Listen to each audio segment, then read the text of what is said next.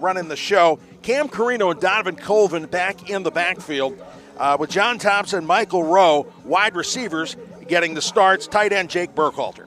Yeah, left tackle Liam Lurch. We've seen him with a few pancakes last time we were over here for Stone Mountain. Left guard Walt Adams, center Jake Wood, right guard Damian Hill, and right tackle Garrett Bolin. If they can get in there and dig in and give everybody give Sherman time to work, he can do some dealing with those wide receivers, because you've also got Jason Davis not in the starting lineup, who is also a factor for them. Now, defensively, Pacelli has done a nice job on the line. Keon Williams, Damian Hill, Mike Miller, and Caps Green are the guys with their knuckles in the turf, and they have done well when they can control the line of scrimmage. Well, that's what they're going to have to do today and get the Knights on the run. Absolutely. Then you got outside linebacker Uriah Mazik, middle linebacker Zach Ellis, outside linebacker Michael Rowe. We've seen him make some big plays. We're ready for some more of that. Cordell Thomas at cornerback, Chris Harris at cornerback, and to end it out with your safeties, DeMontez Howard and Tanner Pickering. You know, Red's back. He got hurt in the season opener. Yes. He played last week, so he's back in the lineup. That's good. That's a big gain for them. I was just about to comment on that. I mean, Dave, both sides of the ball for Pacelli, very veteran-laden. We talked about it last game. I mean, they got some really good veteran leadership out there, and they're going to need it tonight against a pretty high-octane Calvary offense. All right, let's take a quick break here. When we come back to Pacelli, we will be taking a look at the starting lineup for the Calvary Knights. So, you are watching Pachelli Vikings football on Georgia Alabama Sports Live. I stand alone with fire inside, with passion burning in my veins. Real recognize real. Real taste, unmistakably Sprite. Real refreshment, crisp lemon lime. Sprite. Obey your thirst.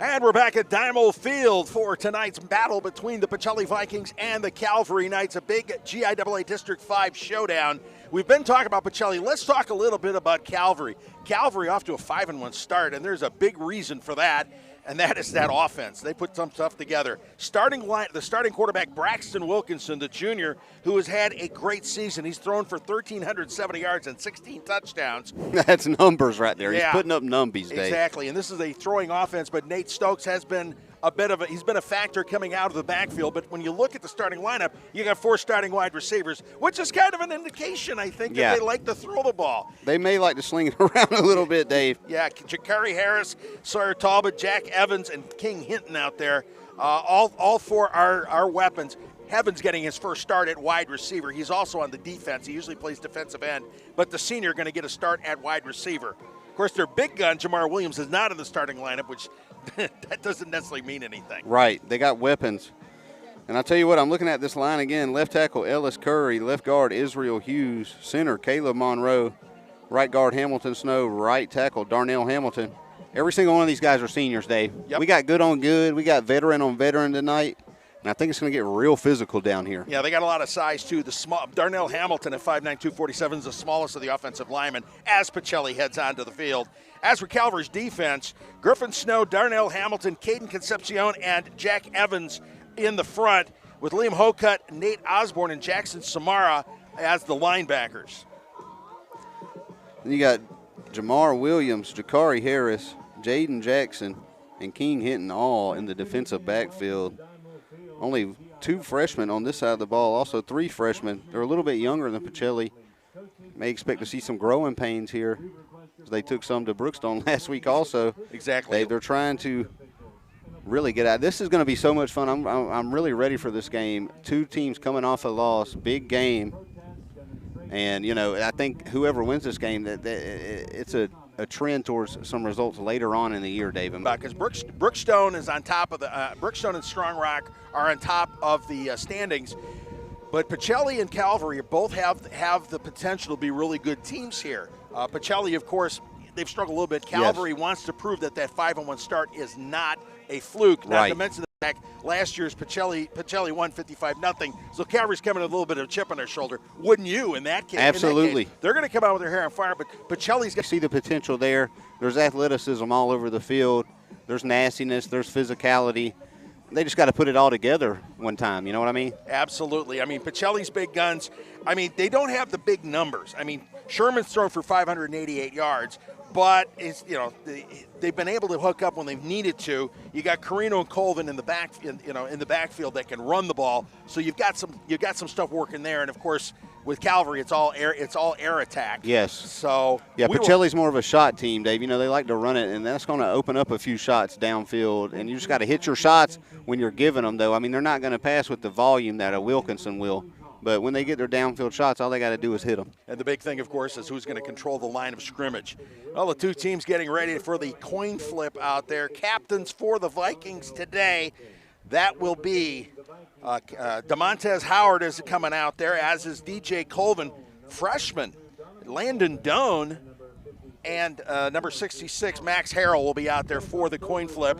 Captains for Calvary, Darnell Hamilton, Nate Osborne, Braxton Wilkinson, and Nate Stokes. Hey, let's take a look at their officials for today's ball game. James Brown is wearing the white hat today as the referee. Michael Spate is the umpire. Melvin Jackson, the head linesman. Philip Hudson, the line judge. Field judge, Saberic Johnson. Back judge, Carlton Williams. Side judge, Brianna Terry. And John Jackson ended out. Running that clock. Operator. Clock operator. Somebody's got to do it, and that might be the most important job, the play clock operator, let me tell you. Is that why I didn't know what the abbreviation was, David? Such a thankless job. I know, that's what it is. He's not on the field, he's upstairs. And then on the other hand, nobody has to watch him. Nobody's going to be criticizing him, to his face. Hey. And of course, the coin flip. It's a pink out night here at Diamond Field for Breast Cancer Awareness Night. And there's a lot of folks out there for the flip. The coin has been tossed by James Brown. We'll see who won the toss. Pacelli has won the toss, and they will defer to the second half. And that will mean that Calvary will be receiving the kick.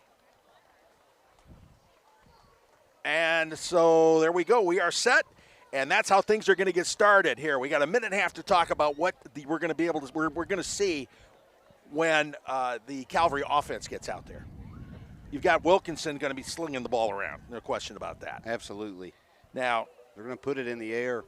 And I think Pacelli wanted to go on defense first just to kind of test the waters and see maybe how they'll hold up against this air raid. The whole thing is you want to set the tone for the day. Absolutely. If you can set a proper tone with the defense, which has been good all year. The defense has been good. They got to get in there, got to put some pressure on the quarterback and run, get them running around a little bit and not give them time to throw. They'll make a lot of difference. Got to roll the dice, so let's get to it right away. Absolutely. So the Vikings getting ready. The Vikings getting ready here as they bust the banner. The Pachelli Vikings have taken to the field here at Diamond Field as we get ready for this matchup between Pacelli and Calvary. The Vikings, as we mentioned, are 2-4, 0-1 in district play. Calvary 5-1, also 0-1 in district play. So what we've got here is as we mentioned, two teams looking to make a statement, looking to say, here we are, look out for us. It's time, Dave. They got the light show going.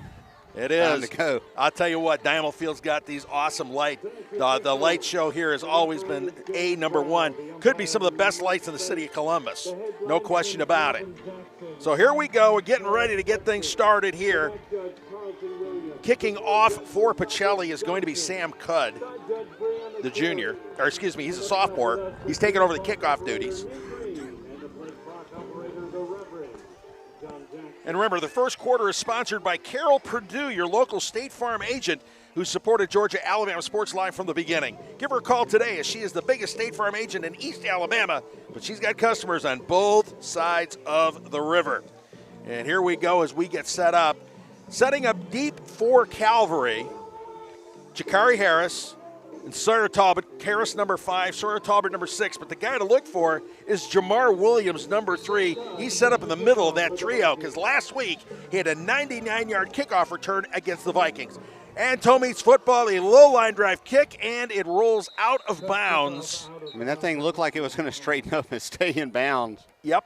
The whole point was to keep it away from Jamar Williams. The Vikings are very well aware of how dangerous he is. And so that means that Calvary will get the ball to start off on their own 35-yard line. What they've done is they've given him good field position, but they kept it out of Jamar Williams' hand, which I think was the whole problem. You want to make sure that they don't light it up to get things started. So here we go. Calvary getting things started on their own 35-yard line. See what they got, Dave. It's going to be a fun one. Yes, this should be. We'll see how they all come out here. This is my first look at Calvary this year. I want to see what's going on. And as we set things up, Braxton Wilkinson will set up in shotgun formation with a single setback. Good uniform game, by the way. Yeah, there's new unis. New unis. Both teams are good unis. And offsides. Yeah, they got him. Got a little bit hesitant there. Uriah Mazik got a little excited. He did. Wilkinson got him with the hard clap. So he tried to whoa up right there at the line of scrimmage, but the momentum had him leaning. Yeah, Uriah's got good speed. That's why he's playing on the edge there as the linebacker. All right, 1st and 5 from the 40. Wilkinson in shotgun. And the give is to Stokes, and Stokes hit immediately. Wow. Big play there, and that's Zach Evans. They blew that up, Dave. Zach Evans got in there right away and blew that play up from Jump Street. A loss of 3 yards. The Vikings defense making a statement, the statement they wanted to make. So now it'll be a 2nd and 8 from the 2nd and 8 from the 38-yard line, for 37-yard line here. Dave, one thing I've noticed about Calvary, they got height on the edge, that's for sure. They do indeed. Wilkinson dropping back to throw, being chased out of the pocket, scrambling, throwing on the run downfield, and he was aiming at Jack Evans, a little bit out of reach, so incomplete pass. So that'll set up a 3rd down and 8 on the 37. Yeah, throwing on the run, couldn't quite get his platform set, sailed it to the right a little bit. One thing about Calvary's, they've got a lot of size on that offensive line. You're looking at 262, 262, 315, 330, 247. But sometimes quick will beat big, and that's what Pacelli's counting on here. All right, 3rd and 7 from the 37-yard line.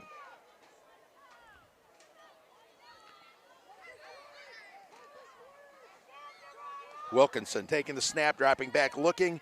A little outlet pass. That goes to Jamar Williams in the backfield. Williams, the speedster, breaks it upfield. He manages to turn the corner, and they're going to move the chains. Well, that was an excellent job just tight roping down the sidelines there, Dave. Gave a stiff arm, fought the tackle off in what would have been the backfield. Got the edge and just tight roped it, acrobatic all the way up for the 1st down. And getting it into Pachelli territory, too. All the way up to the 48-yard line, a pickup of 15. 1st and 10 from the 48 of the Vikings for the Knights.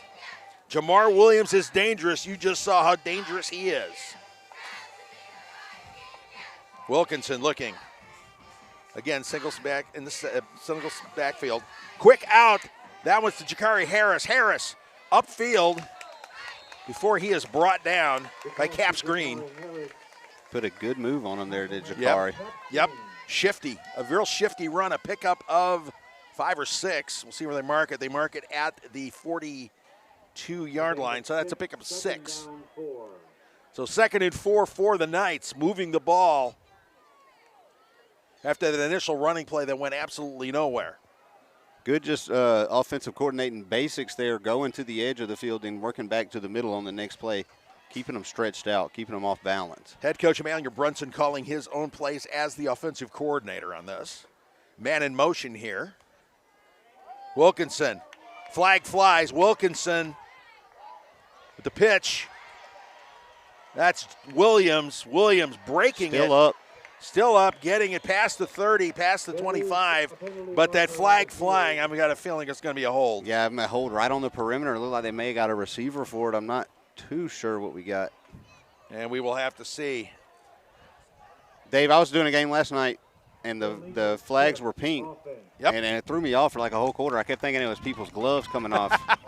Well, the gloves are off tonight. Yeah, Richard had to tell me, no, that's a flag. I was like, oh, they're doing this. Okay. Yeah. Took me a sec.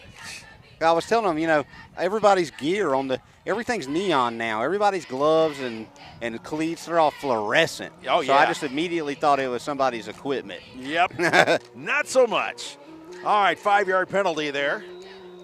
And so that'll set things up. It'll be a 2nd and 9 now from the 44-yard line. Excuse me, check that, from the 48-yard line. Okay, we've seen most of their passes, Dave, be within about the line of scrimmage or plus 5 yards, basically. Sure. Yeah, but they've got shifty moves. They got a lot of speed. Wilkinson setting up Stokes in the backfield with him. Wilkinson, the snap gets away from him. He scrambles around on the run, manages to throw and find a receiver on the far side. And that's going to be a 1st down. Well, Dave, that was just a bad job of eye discipline by Pacelli defense there. Yep. They seen Braxton Wilkinson take the fumble. Eyes got big, maybe started heading towards the backfield to try and make a play back there, and you left your guy wide open. Yep, right at the sticks. Sawyer Talbot making the catch and for the 1st down and getting it down to the 37-yard line. So that was a pickup of 11 and a 1st down for Calvary, driving the ball here, 9-11 in the 1st quarter. Calvary trying to score on their opening possession, moving the ball effectively through the air.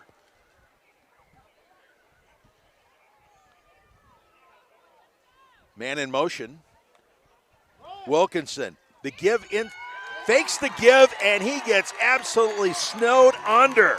Uriah Mazik, one of the Vikings in on it. Looked like Tanner Pickering maybe on the other one.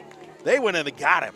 Well, I'll tell you what, Dave, Calvary really big along the offensive line, but they're going to have to do a better job of taking a first step to compete with this Pacelli defensive front. They have been in the backfield a couple times tonight already. Yeah. Just shooting the gap. Man, a little bit of a blitz there. Loss of 7.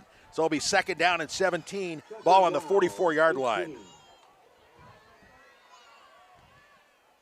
Again, one man in the backfield. This time it's Jamar Williams back there. Wilkinson, again the snap over Wilkinson's head. He has to chase it down. He just covers it up. He didn't have a chance. He didn't have a chance on that one. Big loss. Center, it might be a little bit of a mental snafu at this point, Dave. I know. Get to thinking about it, and next thing you know, you've done it a few times. All the way back to their own 40-yard line. Wow, loss of 16 on that one. When you're a center, the first thing you get taught is, they'll sit on your back while you snap balls, and, that's kind of how you take reps at practice. Yep. Get somebody to stabilize your back so it doesn't rise as you snap, because that's really what causes that sail. No kidding. It's 3rd and a mile. There, the ball is on the 40-yard line. The line to gain is the other 28 or 27. The way Pacelli's getting off the line, you can see why the snap could be a little hurry. Yep, trips left. Wilkinson dropping back. Pressure. Michael Rowe in on it, but he is finally chased out. Rowe chased him out of the pocket. A couple of his teammates wind up wrapping him up on that tackle. Wow, a great defensive play by Pacelli. Loss of another 5 yards. That was a great job by Michael Rowe. The referees are conferring, though. We'll see what we got. Personal foul. Chop block. A chop block. Declined. Well, yeah, after a loss of 5, they've driven him all the way back to the 35-yard line. So they're going to have to punt. I'm sorry, to the 33-yard line. A loss of 7 on that one. All right, well, Dave, I want you to look at the 1st down marker. Yeah. That's where they were at. Yes. And now they've ended all the way back up at this 30. Yep. And the punt. Wilkinson punting. Nice sky-high punt. Let it bounce, and it doesn't take much of any bounce there. It just kind of stopped and rolled dead at about the 37 or the 39-yard line. John Thompson didn't even come close to it. So there you go. The Vikings defense coming up big with a little bit of help from the Calvary offense and the Calvary center. Caleb Monroe having problems with his long snaps. Hey, let's take a look at the Pachelli starting lineup here, the offense. All right, we're taking a break here. Let us go to break. The Chattahoochee River, City Mills blends historic charm with modern luxury. Stay in boutique-style rooms designed for comfort, just steps away from fine dining at Millhouse Kitchen and Bar. If you're planning a celebration, our event center offers... All right, we're back at Diamond Field here. Pacelli, 1st and 10 on their own 39-yard line. First play, a give up the middle. Trying to see who's in the middle of that scrum, In the middle of the scrum, that was DJ Colvin. Yes. Colvin with the pickup there. A nice little gain. Pickup of about 3. The ball now on the 42-yard line. They'll set up a 2nd and 7 from the 42 for the Vikings. The Vikings, the offense led by Dustin Sherman, as we mentioned. Cam Carino, Donovan Colvin are the running backs. At this point, Colvin the only one back there, and he gets the give once again up the middle. Only picks up a couple. Gain of maybe 2. That'll set up a 3rd and 5. They're shuttling Cam Carino in now.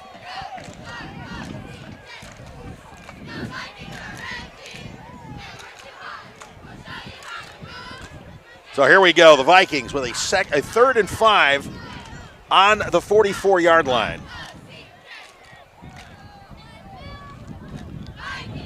To go back in the backfield.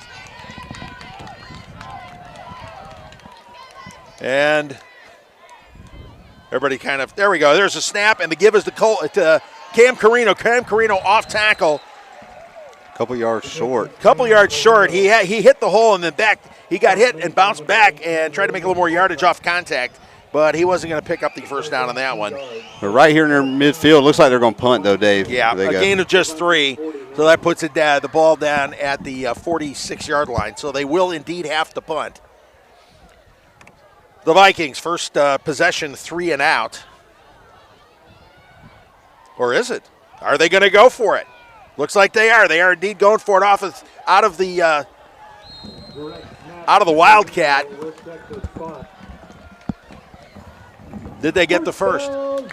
And they picked up the first down coming out of the Wildcat. Great run. Wow. Nice job by the Vikings, scrambling and taking care of business. If you're going to roll the dice, do it right. And it was near midfield, so it wasn't that bad. So they got the ball now on their own 49-yard line with a new set of downs. 1st and 10 from the 49. They're going quick here, Dave. Going fast, running tempo. The handoff is to Colvin. Colvin hesitates, waits for the hold to develop, and picks up a nice little bit of gain. He did a good job on that one. Got a flag here, Dave. Extracurriculars going on. Not sure on who. That's not the way you want to do it. But it is a late flag. Late flag. Jack Evans with the tackle on that one. They're going to Colvin heavy early, huh? They are. Well, he's their leading rusher. He came into the game rushing for 575 yards and 5 touchdowns. I know Cam Carino's been banged up a little bit throughout the year, so they're kind of. Yeah, that's why DJ turned out to be the go-to guy because of Cam's injuries. And the call was holding, it looks like. So back it up 10. See some of the Calvary guys with Guardian caps on, Dave. First time I've seen it at the high school level. Yeah, this year anyway. Yeah, there's probably 3 or 4 guys out there that I can see with the Guardians. I don't know how tough that is, whether that affects your vision or hearing or whatever. I don't know about vision, but I feel like I don't know how heavy it is. It feels like it would throw your equilibrium off a little bit, maybe. I don't know. I mean, it seems like it's real big and bulky. Perfect. 1st and 20. Sherman wanted to throw it, but he gets snowed under. Ball was out, Dave. Ball was out. Ball was out. I don't know if Pacelli fell back on it or not. They're saying Calvary's got it right now. Ref haven't signaled anything yet. Tackle made by Jack Evans. But I seen it from up here. It was out before he was down, Dave. I don't know if they're going to call it that. It does not appear so. Well, they're conferring. We'll see. We'll see what James Brown and the crew comes up with here. They got both side judges down in there. Side judge, field judge. And wait for the white hat to make the official call on this one. Now he's trotting over to go talk to Smitty Grider, Pacelli head coach. Smitty's got a few things to say, I'm sure. Yeah, he's never been shy about letting folks know his opinion on things. Well, you know, ref, coach, it's like kind of like Tom and Jerry, Dave. Yeah. You know. There you go. And now they're going to go confer with Emmanuel Brunson over on the Calvary sideline. Of course, Coach Brunson's got his own opinion to say, and he's pointing like it's our ball. From what I've seen, Dave, unless the ref just didn't see it, that should be the call. We'll see what we got. 3:57 here in the first quarter to scoreless contest. And James Brown says Pacelli ball. There was an inadvertent whistle. Inadvertent whistle was the call. So the ball will be lined up on the 38-yard line. Well, all for naught, huh? Yep. Sherman dropping back, looking downfield. Little flip to Colvin on a screen. Colvin near sideline. Cuts back in and picks up a couple of more yards. It looked like he was going to get shoved out of bounds, but he cut back to his left and got it across midfield. Nice run. Almost face mask there at the end of the run, breaking a few extra tackles. Good job by DJ Colvin. Yeah. Get it all the way down to the 47-yard line. I believe, though, Dave, they're going to have to throw it here. They won't have a choice on this one. Third and 6. We'll see. Sherman dropping back, looking downfield. Across the middle, finding his man. Wow, great for the throw. first down. Jason Davis, JD, making the catch. First down, Vikings. Through traffic. Nicely done.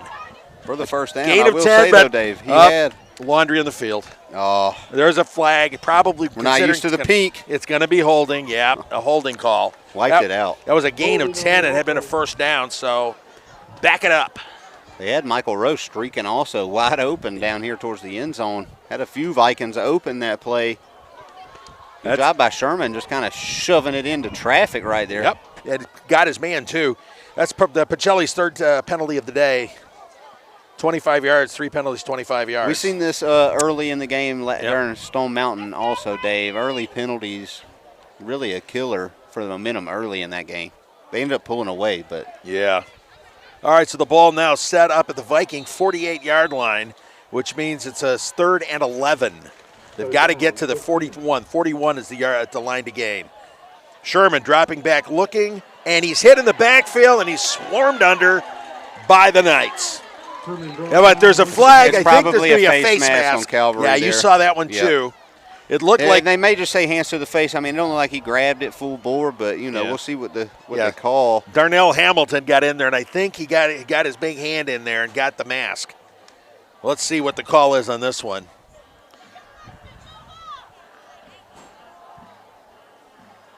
Personal foul face mask. So it's a 15-yarder for Calvary, their first penalty of the night, and a good one for Pacelli because they pick up the first down on that penalty. So let's see where they mark the ball here, and we'll get things started here. It'll be in 1st and 10. And the ball will be spotted at the 42-yard line. So 1st and 10 from the 42. Should be 1st and 10. It was a personal foul. I don't think those are automatic. No, they're not. School. So it's they 3rd and 1. So yeah, it's they were 16 yards 3rd back. and 1. Okay. 3rd and 1 now for the Vikings. And that changes things immensely. And they give up the middle. Ooh, Colvin hit in the backfield. Wow. Yeah, for a loss. Calvary He got absolutely swarmed. stuffed that. Yep. Darnell Hamilton leading the charge on that one. So I like, Dave, on a 3rd and short call, just go ahead and run a zone read there. Yep. Give your quarterback the chance to pull it, the choice to pull it if the situation so arises. I mean, considering you got to have the first down right there. Yep. It would not hurt to give an option there. Nope. 4th and 3. They're going to go for it again. They got it on the fourth down attempt. This time it's Zach Ellis coming in on the handoff. But Ellis hit behind the line, going nowhere. Cam Carino taking the Wildcat snap there too also, Dave. I don't know about that whole formation. I don't know. I think you would have been safer just kind of trying to pin them back here. Pacelli feeling confident in their defense, though. They did play excellent the first possession. They did. They gave a little bit, so that would turn it over on downs. So that's it for that. So the Calvary taking over, 1:41 remaining here in the first quarter. Calvary starting off their drive on their own 43-yard line, their second drive of the game. They moved the ball very well through the air. It was bad snaps that cost them. We'll see if the Viking defense can shut them down here. 1st and 10, 43, one man in the backfield. Wilkinson takes the snap, drops back. No surprise, looking to throw. Chased out of the pocket, on the run, throw. Complete to Jakari Harris. Harris picking up the first down, a big chunky yardage on that one. Great job by Wilkinson, keeping the play alive. Dropping a dot over on the sideline. Yeah, Red Howard making the tackle on that. But a big gain on that. 17, 22, 25-yard pickup. Ball now on the Pacelli 33-yard line. All right, Dave, they may try and take a shot right here. Yes, I'd be surprised if they didn't. Yes. Trips right. Wilkinson takes the snap. Instead, it's a give to Williams up the middle. Williams cutting to his right. Great, the speedster cutting back against the grain to the left. He is finally hit, but he's going to move the chains on that run. Excellent lateral quickness on that run. Yes. Couple of deadly moves. Yes, he cut to his right and then cut back against the grain. They're going to spot the ball at the 15-yard line, a pickup of 18 on the play. 1st and 10 for the 15. Again, the give to Williams. Williams to the right side, trying to find a seam, but everybody stays home this time. He gets run out of bounds. That was Cordell Thomas. And Mars showing us some serious speed to the corner here, Dave. Yes. Pacelli's got to be careful of the cutback lane, though. They can't over pursue right here. It's hard. Williams is fast. He is quick. He is from up here. He is moving. Yep. And the clock is moving too. We have already completed this first quarter. Wow, that went quickly. So, at the end of one quarter, the Pachelli Vikings and Calvary Knights scoreless. You are watching Pacelli football on Georgia Alabama Sports Live. A life-changing injury. Imagine the fear and unknown. The Houston Clinic Sports Medicine Team, the only physicians in the area with advanced certification in orthopedic sports medicine, treats sports injuries with innovative techniques. The Houston Clinic has helped nearly 1 million athletes live without pain. Imagine getting back in the game. Imagine the best game of your life. The Houston Clinic Sports Medicine Team. Looking for a powerful new Chevrolet or GMC truck and a great deal? Check them out side by side at Glenn Smith in Opelika. Take your choice of new Chevrolet and GMC 1500 trucks discounted up to $12,000 off. Chevy and GMC heavy-duty trucks discounted up to $7,000 off. People from all over the USA save at Glenn Smith Chevrolet GMC in Opelika, Alabama. Get ready to smile. Back at Dynamo Field here as the second quarter gets underway in a scoreless contest between Calvary and Pacelli. A quick first quarter, to say the least. It was. It kind of snuck on by us. Yeah, I know. The quarter took like 20 minutes to play. What if Calvary had a piece of a drive, a drive and a half, and Pacelli had basically one drive, and that was the quarter. That's the entire quarter. All right, so it's 2nd and 6 from the 11-yard line. Calvary in the red zone. Pacelli trying to see if the defense can stiffen up and stop them. Quick out on that one to Jakari Harris. Harris fighting. He was almost dragged down, but he did not quit. They're going to get a holding on Calvary here. Yep, Dave. there's flag on the field. Another flag. That lead blocker in the slot on the screen grabbed a big old hunk of red jersey. And there he goes. That's a third penalty on Calvary. Calvary's penalties have been big ones, 15, 10, 10. So, and it gets them right when they're in position to. Yep. Yeah. You shoot themselves in the foot. Pacelli is more than happy. They'll take the help without complaining. Ball moved back now to the 21-yard line. All right, we've seen Sherman shove one into a tight window. We know the field condenses down here in the red area. Let's see if Wilkinson can kind of pinpoint where he wants to go with it. Yep, 2nd and 6 here from the 21. 2nd and 16, rather. Wilkinson with 3 receivers to the right this time. Drops back, looks to his right, the quick out. Jakari Harris hit, and breaks the tackle. Chris Harris couldn't bring him down.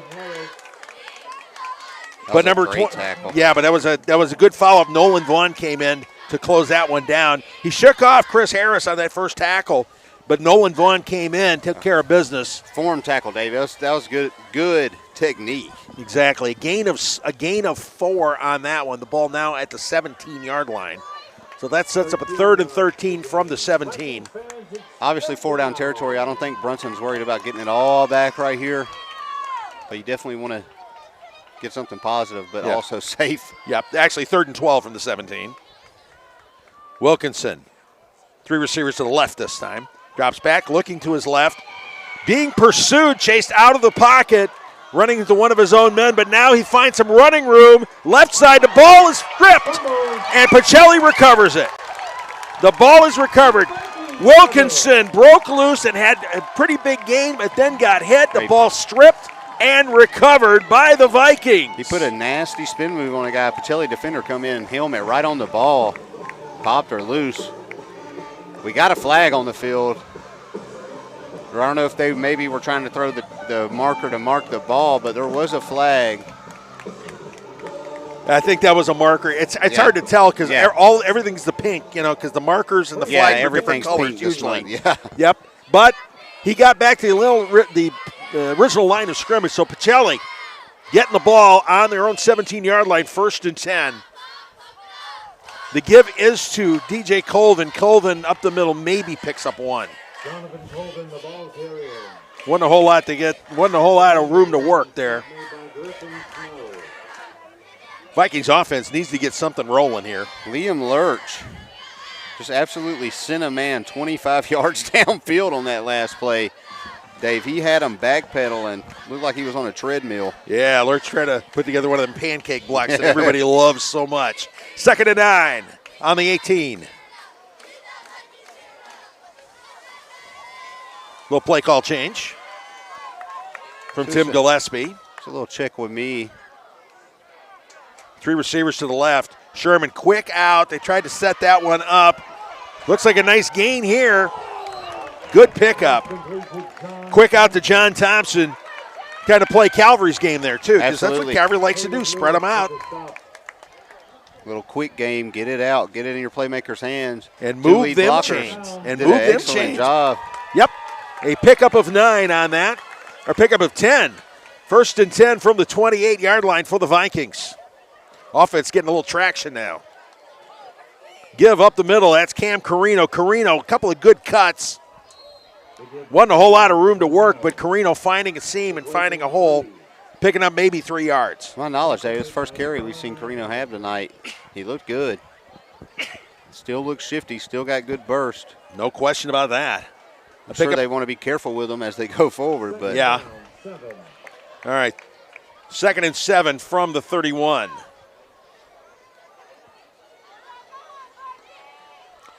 Colvin in the backfield with Sherman. Sherman quick out again, this time to John Davis. Davis drops it. Ouch. Right through his hands, Dave. Yep. You can't have that. No. Screen pass is about the easiest thing you can set up. Yep. It's basically just an extended handoff. Got to catch those and take them upfield. And the way everything's spread out, that gives you a little more room to work. So now we've got a 3rd and 7 from the 31 for the Vikings. 8:32 remaining here in the first half of this scoreless game. Sherman looking to throw, chased out of the pocket. He finds a man on the right side, but slips. It's a good throw. It was a good throw. I mean, on the run, nice laser, but as soon as he called it, Turf Monster got him. Yeah, Thompson had to kind of reach out a little bit, and his feet got out from under him. So it's a loss in the play of maybe a yard. Let's see where they mark it. Loss of 2. They're going to have to punt it away. They're going to have to punt it now. 4th and 9. No chance to go for it on 4th this time. I don't think anybody was expecting nothing to nothing.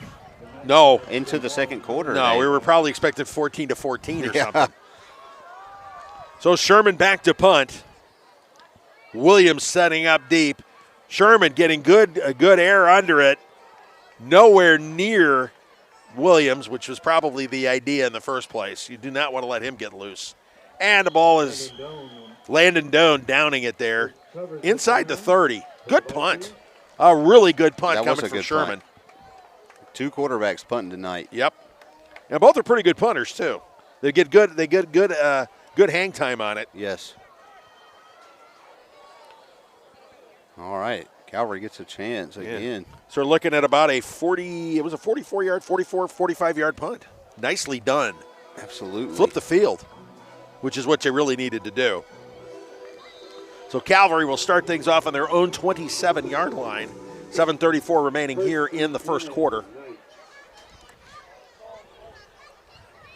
Safety split out wide for Pacelli. Calvary may try to attack the middle here. Well, you got to do something with all those guys spread out. And it's a quick pass to the left side. Great pursuit to the ball, Dave. Yep. 1, 2, 3, 4, 6 Vikings on the ball carrier. Yeah. Quick hit to Keon Williams, got to him immediately. Still a gain of about 4, it looks like. Yep. Looks like it's ball's marked down on the 31-yard line. So a pickup of 4. 2nd and 6 from the 31 for the Knights. Again, game moving quick. It is. Clock's melting. It's kind of like we're in a standoff right now. Nobody's made the first move. Exactly. Fake handoff. So play action, quick out. Yeah, that was to Jakari Harris. Harris fumbles. Rolled out. There's a flag, too, so you can expect another holding call here. Or a chop block or something. I think we got holding on Calvary. But I did see a Calvary offensive player motioning towards Pacelli, so I'm not sure what kind of could have happened over here. Yeah. One thing Calvary's got to learn to wrap up on that ball a little bit better. Absolutely. They put on the ground a lot tonight. Got to go over-under grip sometimes, Dave. You got to take it back old school. Yeah. And just super glue that thing to your forearm. That's pretty much it. You don't handle it like a loaf of bread. So, yep, it's holding on Calvary. Let's bring that thing back. That'll put it back on the 21, probably set up a 2nd and 16. Beautiful night out here, Dave. Oh, yeah. This is gorgeous. It's a great campus, honestly. Pacelli's really beautiful. And the field, the aesthetics of Diamond Field are amazing. They've done great work to this place. Yes, no question about it. The best lights in town, too. That doesn't hurt anything. All right, so we go set up. Okay, 2nd and 12. The ball marked on the 25. Trips right here, Dave. Yep. And the give is going absolutely nowhere. Lots of red hats on that one. Swarming. That was almost 10 Pacelli defenders on the ball right there. Everybody got in on that one. Pacelli defense stepping up right now. Dropped the loss of 5. Wow. All right, that'll send it all the way back to about the 21. Calvary just subbed in a lineman. They're maybe trying to get some fresh legs already at this point in the game. Yeah, the Calvary size on the line is not helping them that much. No. Pacelli's got the lateral quickness, and that is paying off. The ball has been marked on the 26. And a lot of these Knights playing both ways, and I know they do for Pacelli also, but a little bit more depth. You wonder about conditioning later on into this game. Yeah. It'll set up a 3rd and 17. That looks about like it is. All right, timeout as Calvary tries to figure out where they're going to go from here. So let us take a break.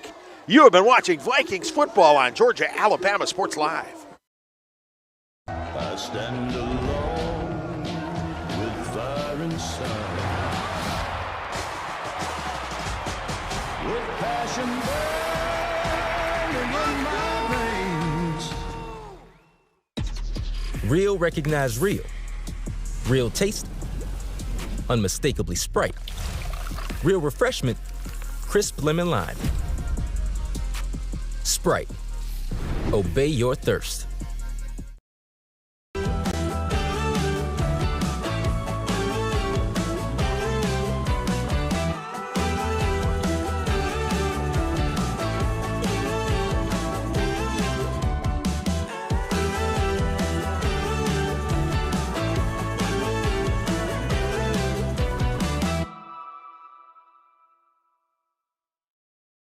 Welcome back to Diamond Field, second half. Pacelli and Calvary going at it in a scoreless contest. Hey, stick around for the halftime the update show presented by the Beck Center with Richard Holdridge. I'll be coming up in a little bit. Big Rich. Yep. 3rd and 17 for Calvary. Ball on the 21. Wilkinson dropping back, looking downfield. Oh! Wow. Not happening. I see it coming, Dave. Zeke. Wow, blindside too. That was classic. Just a straight up speed rush. They beat him. Just beat his tackle off the line. Ducked around.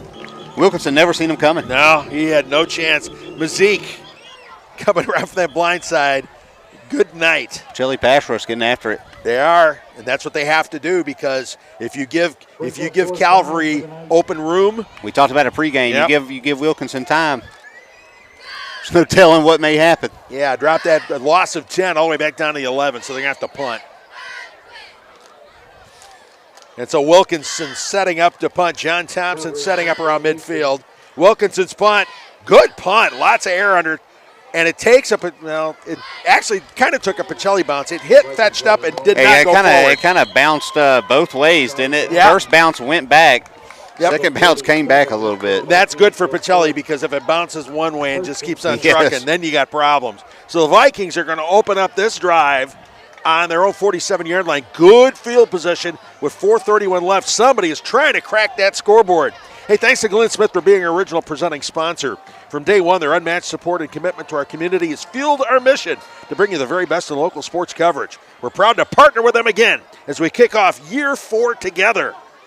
All right, let's see what Pacelli can do here on this is only their 3rd drive of the game, and we're 4 minutes to go in the half. And the give is to DJ Colvin. Colvin off left tackle. Nice pickup there, getting it past midfield into Knights territory, down to about the 46-yard line. Great vision by Colvin there, just kind of feeling that run out. Yep. Not bursting through the hole so fast where you outrun your block. Yep. He just kind of felt it out, bounced it back in. Used his blockers very wisely. Good run. Pick up a 6, 2nd and 10, or 2nd and 4 now. This time it's Cam Carino. Carino off tackle, heads first. First down until the flag flew. Yeah, I think they're going to get a holding. There's another holding call. Lots of holding tonight. A lot of holding coming from the receiver position, Dave. Well, perimeter blocking is so important. Yes. Wide receivers, all you think they do is run routes. No, it's that perimeter blocking sometimes that sets up those runs on the corner. You can't make the turn if the cornerback is sitting there waiting for you. Yeah, ask Kirby Smart about wide receivers and blocking. You don't even let them see the field unless they block. You know, they might as well have nubs for hands. Yep. Because you're just blocking. Yeah. All right. Well, another penalty on Pacelli. Holding penalty. Takes it all the way back into Pacelli territory, back to the 43-yard line. So that'll set up a 2nd and 14. Vikings trying to get some sort of offensive drive going. Colvin, the single setback. And handoff to Colvin. Colvin finding a seam, breaking it loose, going down the far sideline. Colvin gets run out of bounds at about the 20-yard line, but a huge gain, a huge pickup, big play. Hey, here we go right here, Dave. Check them out. And handoff to right Colvin. Colvin finding a seam, breaking it loose, going down the far sideline. Colvin. All right. Great gets run run out by of bounds DJ at about Colvin. the 20. There's one of your candidates for Houlihan's highlight of the week. Set up a 1st and 10 for the Vikings on the 30-yard line. On the 25, excuse me. 28-yard gain. Give is to Cam Carino. Carino, 2 cuts, and he's tripped up in the middle, but a nice gain there by Carino. Good job on the counter there. Cam got him going one way, opened up the cutback lane for some positive yardage. Nicely done by the junior.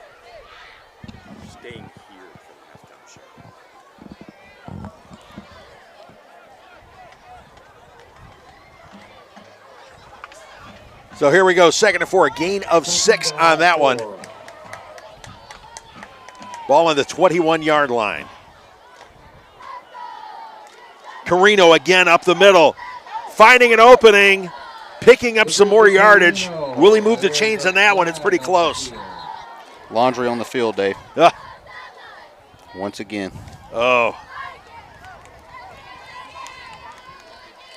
Well, that was not what they wanted to see.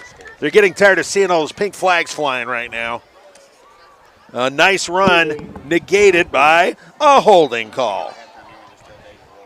By my count, that is their fifth penalty on Pacelli. 45 yards in penalties. Not what you want to see.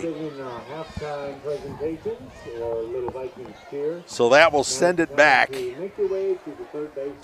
Tough break. Oh, tough one. 31. Does send it back to the 31-yard line? No, let's see where they mark it.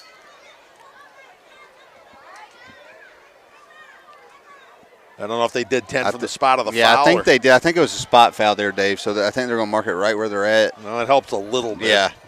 You know. Could be worse. You know what I mean? Yeah, didn't quite set the building on fire. So here we go. Still second down. Second and about 14. Ball on the 28. Give this to Colvin. Colvin. Hurdled the pile. He hurdled the pile. Yeah, there was nothing doing. He kind of goes over the pile. Maybe gets back to the line of scrimmage. Maybe picks up a couple. There was just you got a Calvary guy slow to get up. There was a big old tangle up down there in the trenches. Yeah, looks like bodies laying all on top of each other. Yeah, that was Wilkins, Darnell Hamilton.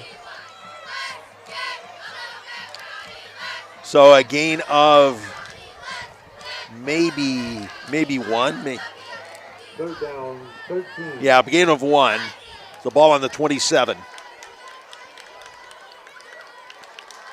Back to pass. Sherman across the middle. He was looking for Mike Rowe. Just good coverage. Good coverage. Secondary just made a good play there. It looked like number 5 for Calvary. Jakari Harris, freshman, stuck his hand in there, made the play last second. Well, Harris is a good athlete. We've seen that too on some of those pass plays when he's playing wide receiver. So it sets up a 4th and 13. So what are we looking at here? Are they going to go for the field goal? I think they're going to try and kick a field goal here. Yeah. Dave. All right. Well, Jude Arsenault, pretty good soccer player. He's been a good kicker too. Arsenault, he's 2 for 4 on the year on field goals, the longest 29. This one, he'll be trying to line it up it'll be a 43-yard attempt. Wow. The snap, the hold, the kick, it is low and no good. Short. The Knights take over on down. Would have had to get in at least about another 7 to 10. He could have hit that one, Dave. Yeah, it just was a low line drive. Yes. He really just did not drive into that Yeah, one. it did not look like he hit it the best. Yeah, I mean, he's perfect on extra points this year. I mean, he's hit all 19 of his extra points this year. But that field goal just a little bit low. Contact was not pure. It looks a lot like my drive off the tee. I wish my drive looked that good. Mine usually is in the dirt, so yeah, worm burners are my specialty. Yeah, every time I go to the driving range, Dave, I got to bring a pallet of sod with me just because I feel bad. Well, I take a weed whacker when I play golf, so and I always play it where it lies. Yeah, and I figure if I'm 2 over, it means they found 2 more in the woods and I lost. All right, so 1 minute 26 here to go in the half. Scoreless contest, Calvary, 1st and 10 on their own 20-yard line. They let Calvary jump first. I mean, they moved basically simultaneously, David. I think they're going to give it to Pacelli here, give him the free 5. Well, if the offensive line moves, that's drawing them off Definitely sides. did. So there you go. Calvary offensive line not happy with it. Nope. Well, push them back a little bit further. Drop it back to the 15-yard line for 1st and 15. Again, 1 minute 26 to go in a scoreless contest. This is not what we had on our bingo cards. Absolutely not, Dave. We did not talk about any possibility like this pregame. No. We thought we were going to be in a bit of a shootout here. Yeah, you figure a track meet. Well, it's been a track meet. It's just that nobody's made tracks into the end zone yet. They hadn't made the turn yet. Whoops. Nope, they're calling it on Pacelli. Oh, they did, huh? Yeah, they did call it on Pacelli, offside. So here we go. 1st and 5. The ball on the 25. Safety's up a little bit. They got to be careful. Yep.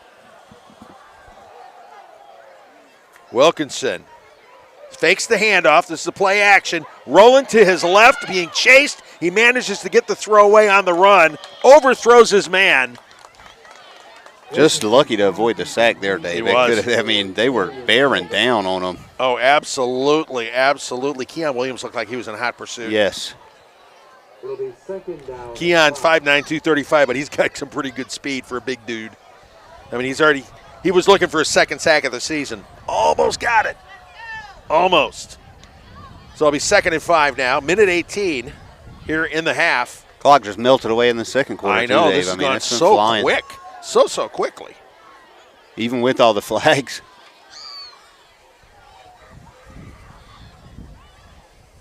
Man in motion, that's Evans. It's a give up the middle. And that, I'll tell you what, that predictably goes nowhere because I don't think they're going to be able to run up the middle on the Vikings. Pacelli is just playing. Yeah, there's stout there's interior run defense. Yeah, there are tonight. 3 or 4 hats on that one. They are not giving the Calvary offensive line any room to breathe. Not at all. So it looks like a gain of nada.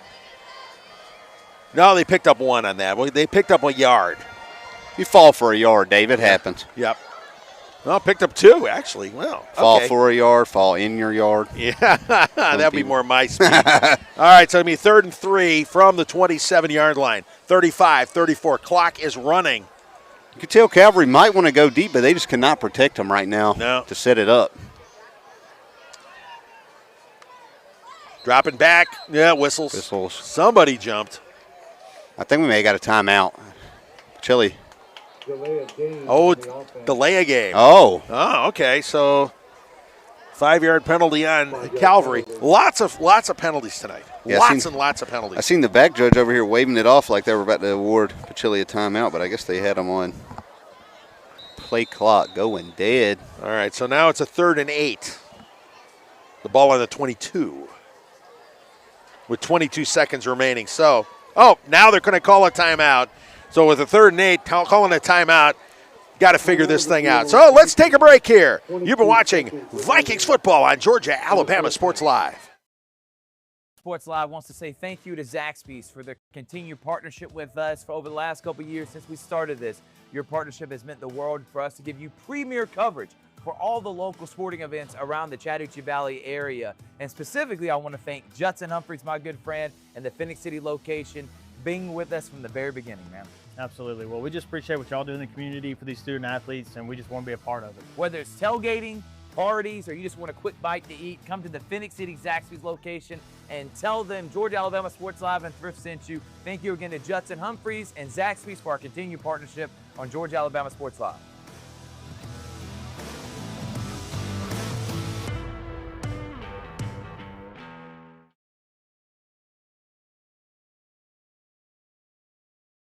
Field, 22 seconds remaining in the half. Pacelli and Calvary knotted up in a scoreless contest. It's 3rd and 8 for Calvary on their own 22-yard line. Let's see what they come up with here. It's a pitch left. Student body left, maybe not. A great cutback by the running back, finding some running room. This has got to be Williams. It is. And he is finally dragged down at about the 40-yard line after picking up the first. It leaves 8 seconds left, Dave. What do you do here? Wow. Take a shot? I mean, you got to take a shot for the end zone, right? If I'm Calvary, they're on the 40.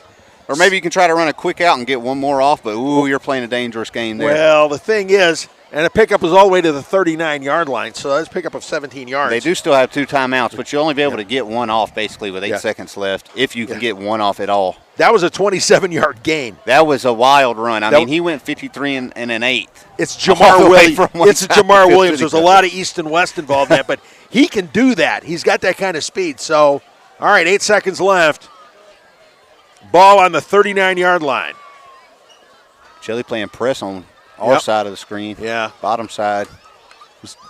All right, Wilkins dropping back, looking, going up top. Long pass, and it is. Oh, it was broken up, almost picked off.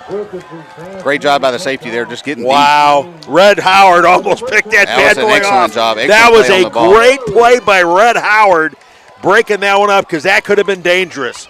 So here we go. We are halfway through this one, and nobody has found the end zone. Pacelli and Calvary tied up 0-0 as we break for halftime. And let us take a break here from Diamond Field. You're watching Vikings football on Georgia, Alabama Sports Live. I'm always on the go. But with the Kinetic Credit Union app, Kinetic is always with me. The Kinetic mobile app is virtual banking at its best. With the Kinetic mobile app, I can easily send and receive money, make a deposit, pay some bills, and I can even open up a new account, all from my phone. And I can monitor all my accounts in one place, all on the go. The Kinetic mobile app, energized banking at its best. Kinetic Credit Union, the energy for your dreams. Houston Memorial Hospital, our focus is you. Even though we performed more than 1,300 joint replacements last year, we treat you like you are our only patient. Your surgeon explains your joint replacement, so nothing is a surprise. Our team knows your treatment plan, and we work together to get you back on your feet again. That's why our hospital is recognized year after year as a leader in patient satisfaction and quality of care. Jack Houston Memorial Hospital. Excellence, always.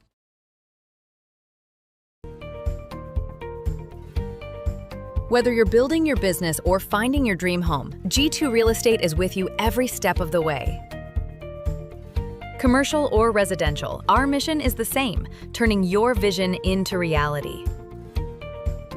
With experience, insight, and a commitment to your success, we're more than brokers, we're your partners. G2 Real Estate, building futures one property at a time.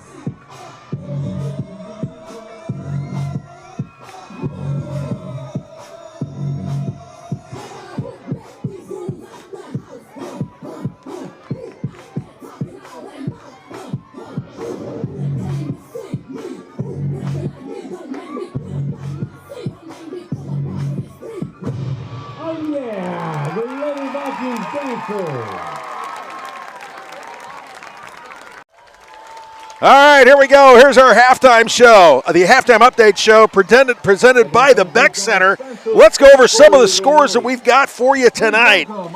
Carver, of course, last night beat Shaw by a score of 47-0. Northside over Mundy's Mill, 34-12. And Russell County leading Stanhope Elmore by a score of 7-0. Calvary and Pacelli, of course, here at halftime. Nothing. Bagels on the scoreboard. How about that one? We're crazy, Dave. Wow. I was at Russell County game last week. I'll tell you, Dave, they're building something up there. They're getting there. They're working on it. Young team, young kind of culture, but they got some pieces in place. They're going to be getting better as they go forward. Sure, and of course, Valley's had a good season. Absolutely. They beat Valley by 10. Valley came in with like a 3 or 4-1 record. Yep. Valley, the Rams are for real also. All right, let's see. Griffin, Harris County knotted up at 7. That's a huge ball game. Harris County's been in a dogfight every week this season, Dave, and they got the DNA to come out of those kind of wars with W's, and I expect to see similar tonight. Now, in their region, 5 teams figure to be in the playoff hunt. It's a tough region. It's a tough region. 5 teams. One of them was Northside. They beat Northside, so they got a leg up on Northside. But Griffin is another one of those teams that figures to be in the playoff hunt. Beating Griffin, you can move up the ladder because that's one of the things you want to do. Yes, it's a loaded region, though, Dave. It's a tough road to the state championship in that region. Exactly, to say the least. All right, Smith Station and JAG. Panthers leading at 6-0. All right, now, Smith Station looking to get on the board, man. Yeah, well, the Panthers, they want to see what they can do putting up a W. JAG, this is their opportunity to at least come up with something here, especially in a region. They're in the toughest region in the entire state. Toughest region in the state of Alabama, yeah. Absolutely. I mean, I don't know. I'm surprised Hoover and Vestavia Hills isn't in that region, too. I mean, it is the gauntlet. Well, that wouldn't make it any harder. I'm sorry. I am so sorry. You've got Opelika, you've got Dothan, you've got Central, and you got Auburn. Yes. Throw in the Birmingham schools, whatever. I'm sorry. It can't get any tougher. Our local teams, they're just as tough as those guys. No question about it, because those guys are the ones that win state championships, are in there every year. All right, let's see what Okay, Kendrick leading Jordan 21-0. Kendrick looking for a shot in the arm there. They got off that great start, and then they've run into a bit of a roadblock. They have. And for Jordan, I mean, they're just looking for any sign of life here. Low on numbers this year. They're fighting hard every week, Dave. But, man, when you're behind the 8 ball like that, it's tough to get out of it. It is. Okay, let's see. Glenwood and Randolph County. That's a big ball game because there's 3 teams tied for the lead in that region. The third one, of course, is Lee Scott. Glenwood, Randolph County. This is a showdown. Randolph County traditionally is a really, really good program, too. And so that game is scoreless so far. You've got Sumter County taking on Spencer, and Sumter County with a 30-0 lead. Well, the Rams are undefeated. They're tied with Carver. I mean, they're the team. That's a showdown next week. I think we got Carver Sumter next week coming up, Dave. That's going to be a big one. Absolutely. What's going on in the field right now? The boys and girls soccer teams, both state champions the last season, being honored for what they did. Both these teams won their state titles after school had gotten out. That was the week after school ended. So they went over to Macon and won state championships and had to do it kind of on the QT because school was already out. Right. The girls did a great job. They beat Brookstone by a score of 2-1. I believe it was a goal in overtime, and the guys took care of business as well, winning their state championship. Congratulations to those Vikings. I'm a teacher here at Pacelli, and some of the soccer girls are in my class. I know. So I had to mention this one. Yes, absolutely. Well, they went all summer, no shine, and now they come out here and get a chance for everybody to kind of love on them a little bit and tell them. I tell you what, they did a great job. When you win state championships, you deserve all the accolades you get. Absolutely. And these 2 soccer programs did such a great job last year. And for them to get the honors now in front of their classmates, it's a wonderful thing. And, again, congratulations to the Vikings and the Lady Vikings for taking home state championships last year in GIAA for a soccer. All right, Dave, before we get ready to go to break, Dave, I want to ask you, what do you want to see out of the second half out of Pacelli? Like, what is it you think they need to do? Yeah, points. Yeah, points. Do you think they keep grinding away with the run game? They have to keep grinding away with the run game. That's really what the bottom line is. They've got to get something going here. The penalties are what's killing. Penalties have killed them. They've had multiple weeks. They've had a lot of penalties, Dave. Yeah, 1, 2, 3, 4. I have them with 6 penalties for 50 yards. And they've all come at the wrong times. That's the whole thing. Yes. They've come at drive killer times. Sometimes you get a penalty and you weren't going anywhere anyway. It really doesn't matter. And luckily, Calvary's had their own miscues that's kind of led us here to this nothing. They put the ball battle we're in. They put the ball on the ground several times, and they've had their own share of penalties. They shot themselves in the foot several times. So that's what made this game really interesting. Bad staffs from center killed it. Opening driver. It looked like they were going to jam it through and score on Pacelli, and then they've committed the same penalties, and then they've a couple of fumbles and everything else. Both teams, somebody is going to get their offense working, get their offense together. That team is the team that's going to come back and take care of business. Hey, we got one other score I didn't get to. Columbus and Greenville. Columbus leading the Greenville Patriots 21-8. Columbus Blue Devils, man. I know. I mean, this is an alternate reality. I don't know what's going on, but they are playing ball, Dave. Sure. I mean, you have to dial it way back to when Bobby Howard was the coach and Brad Shore was the quarterback, and that was in the 90s, for the late 80s, early 90s, for anybody who's not old enough. I earned the gray hair. Encyclopedia. I was here. I was here for it.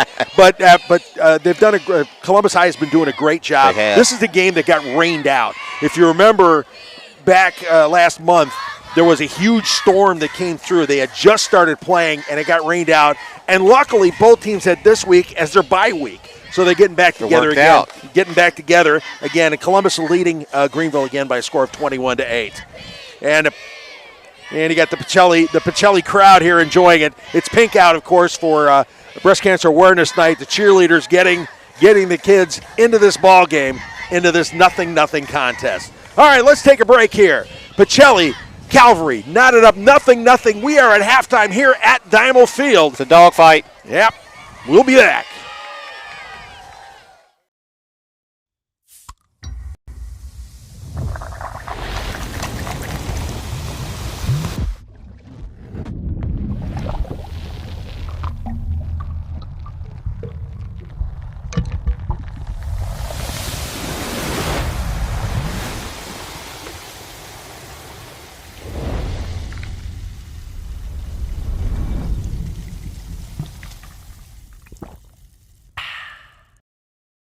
workday, or any day. Glenn Smith in Opelika is loaded with GMC Sierra and Canyon trucks. Choose from a huge selection of the best-selling full-size GMC Sierras, discounted up to $13,750 off. Test drive the new mid-size GMC Canyons with a comfortable ride and strong towing, discounted up to $4,000 off. Plus, enjoy no payments until December. Glenn Smith GMC in Opelika. Get ready to drive and get ready to smile. Away at college, Kinetic Credit Union is still the best way for me to stay connected here and at home. With the Kinetic mobile app, I have control of my accounts wherever I go. I can easily transfer money between internal and external accounts, get money faster by setting up recurring transfers, and I can find the nearest ATM or branch right from my phone. Plus, I can add my Kinetic cards to my phone's digital wallet and enjoy quick, secure, contactless payments. By the way, Mom, I need some more money. Kinetic Credit Union, the energy for your dreams.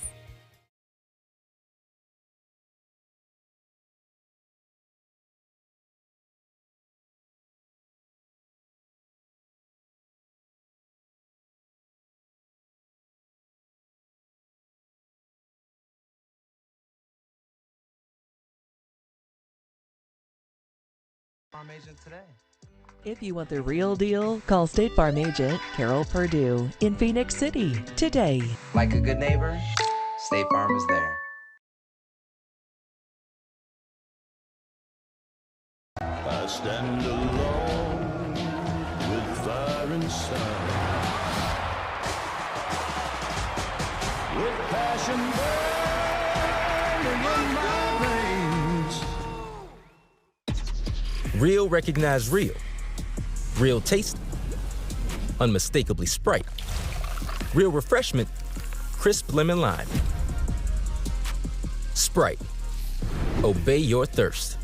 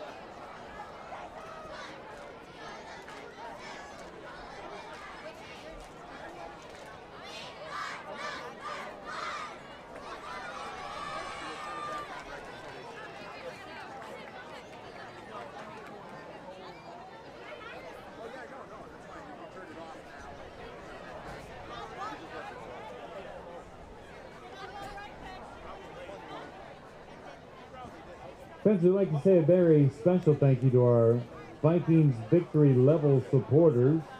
What Chefs Want, Flawless Aesthetics, 11th and Bay Southern Table, Savage Athlete, 219 Food and Spirits, MSN Healthcare, the Pryor and Snow Real Estate Team, the Office of Anthony Johnson, Attorney at Law, Dr. Michael Schrack with Foot and Ankle of West Georgia, Carson Paris, Realtor and Paris Real Estate, Signs Unlimited, Mann and Adams Certified Public Accountants, Synovus, Target Sports, Mark Cameron with Axis Travel Group, Robinson Grimes and Company, Columbus Hand Institute, Whole Tree Dentistry, and H2O Irrigation Systems. Vikings Booster Club memberships come with a variety of benefits, including free admission to all regular season home games, For more information, visit pachellisports.org/support.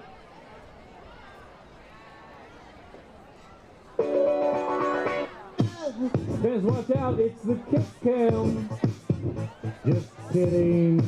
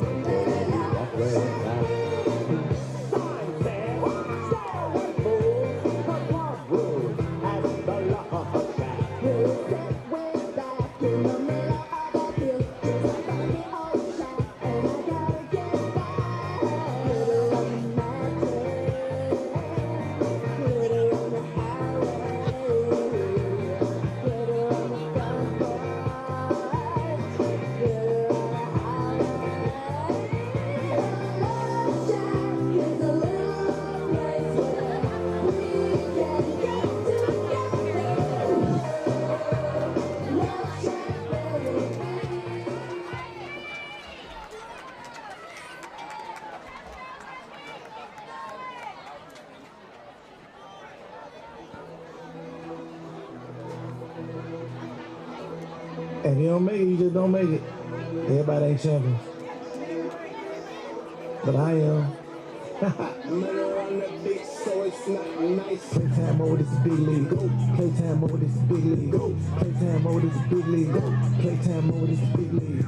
Perfect release from the top of the key. 3 step back, pull up, switch cheese, slam. And the crowd out they seats. 1 step closer to the big ring. Courtside seat so close I could trip a referee. Sinners draw the foul and 1, then 3 go. The reason y'all lose, you don't speak no deep. No, we ain't gotta play team ball, they ski show. You don't want a championship in the trap. It's rolling your trophy, I hate it. You wanna sit up with no points, it's a rap. I'm trying every time it's over.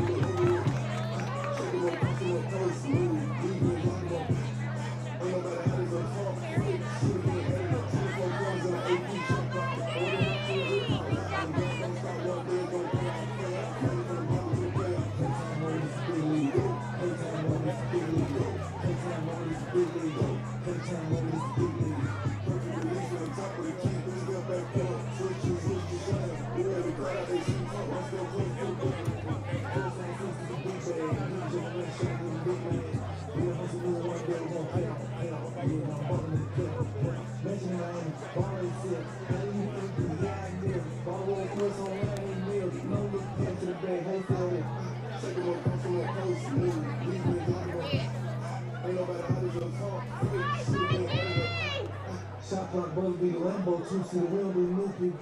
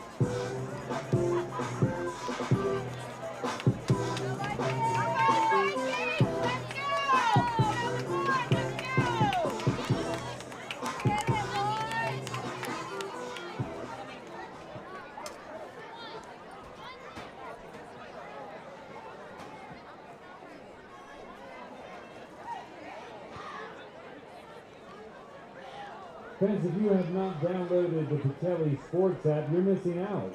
Team rosters, game schedules, and details.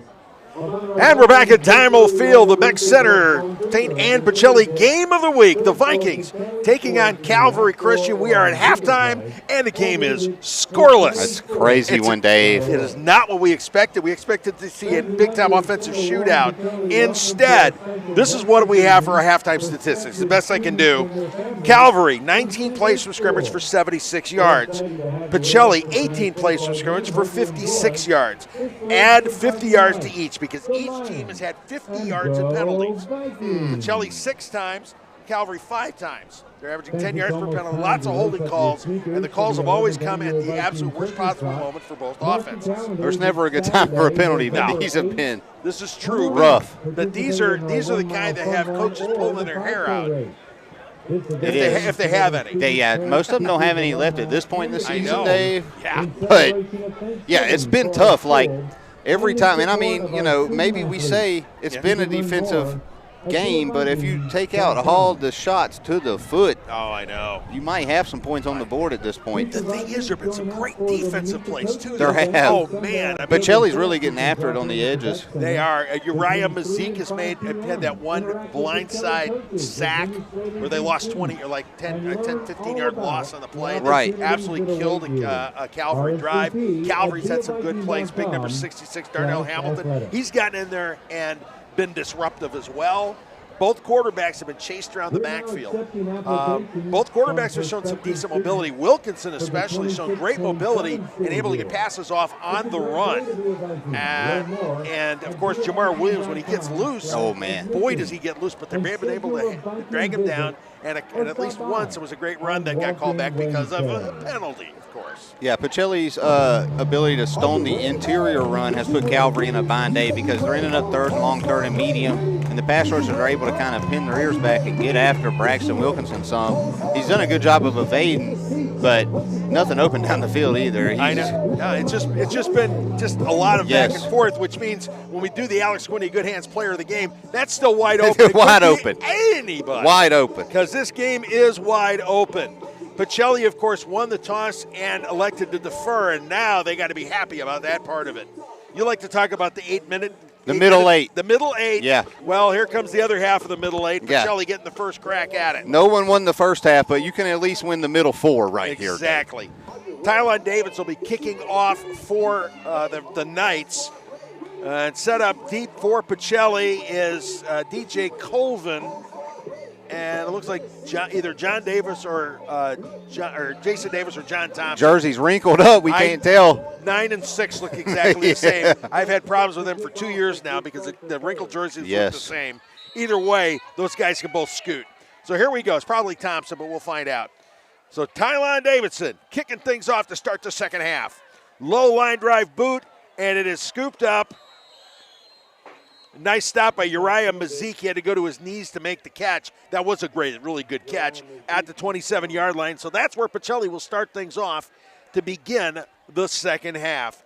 Hey, Georgia Alabama Sports Live is excited to announce our partnership with Coca-Cola. We're proud to welcome Coca-Cola as a presenting sponsor and an essential part of our team as we grow into the future. Classic taste, timeless memories. We're officially a Coke company. And now we're officially into the second half.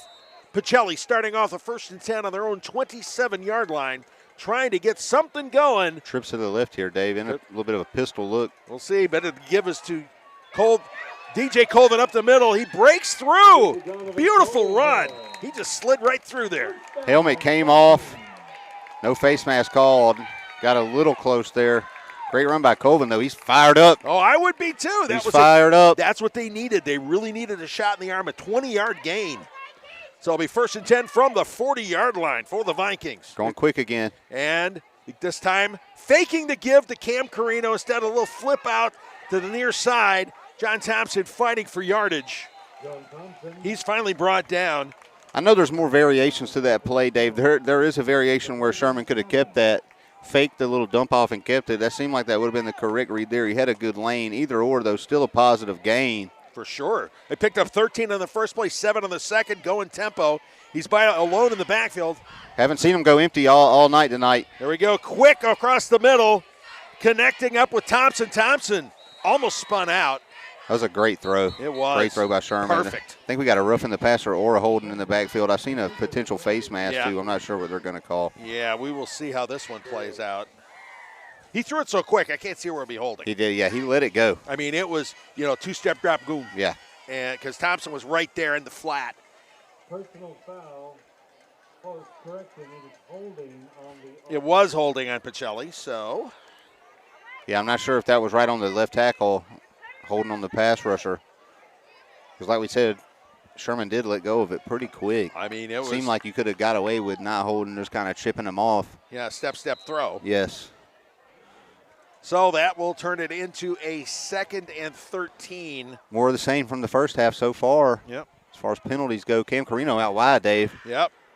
We'll see where we go with this one. Naked ball on the backfield again. Another quick throw, this time over the middle. Thompson, he spun. He was ready to move it, and then he lost his balance. He did a great job securing the ball. Yeah. The most important thing. Yeah. Do not put the ball on the ground. Well, he put the ball on the ground, but he had a good grip on it when he did it. Down at the 39-yard line. So it was pickup of we'll call it 3. Colvin going back in, Dave. Yep. 3 going trips right. 3rd and 11. Rowe is out there too. All right, Sherman dropping back. Screen. Colvin, middle screen there. Colvin taking it. Finding it. He's going to move the chains. Nicely done. Great block by guess who, Dave? Liam Lurch again. Lurch taking care of business. Really looking good out in space tonight. Ball marked down at the 48. They're now in Knights territory. All right, Dave, I'm going to do a little Tony Romo. They're going to play action here. Let's see what happens. Nope. Yep. He rolls to his right, downfield. Oh, and it is picked off. The pass picked off. It was underthrown. And they did go play action, Dave. They went play action, but the pass Sherman, not enough mustard on it, man. No, just underthrown. Here we go, Dave, right here. Yep. Sherman let it go. He was affected as he let it go. You seen the guy defender on his ankles, yes. Yeah. So you see you seen what they were trying to set up. They've been, Colvin has put a little fear in this Calvary defense. So the play action there, not a bad idea. Just not executed to the fullest. Nope. King Hinton with the pick. So they will start off on the Pacelli 47-yard line here. Pacelli's gone to one high safety here, Dave. Haven't seen him do that tonight yet, to my knowledge. Wonder if they're worried about protecting the middle here. Wilkinson to pitch right. That's Williams. Oh, lots of red hats on him this time. They were not going to let him go. Pacelli swarming to the ball. There's like 7 guys in there. It just makes my heart happy, Dave, to just see kids pursuing to the ball like that. Yes. Great defense play. They swarmed to the ball. They knew where it was and went after it. I mean, they have to. Jamar Williams is just, he's just dangerous. You got to send the whole company after him. He did. And he still picked up a yard. The thing is, he picked up a yard on the play. So the ball on the 46-yard line here. 2nd and 9 for the Knights. 8:45 remaining here in the third quarter.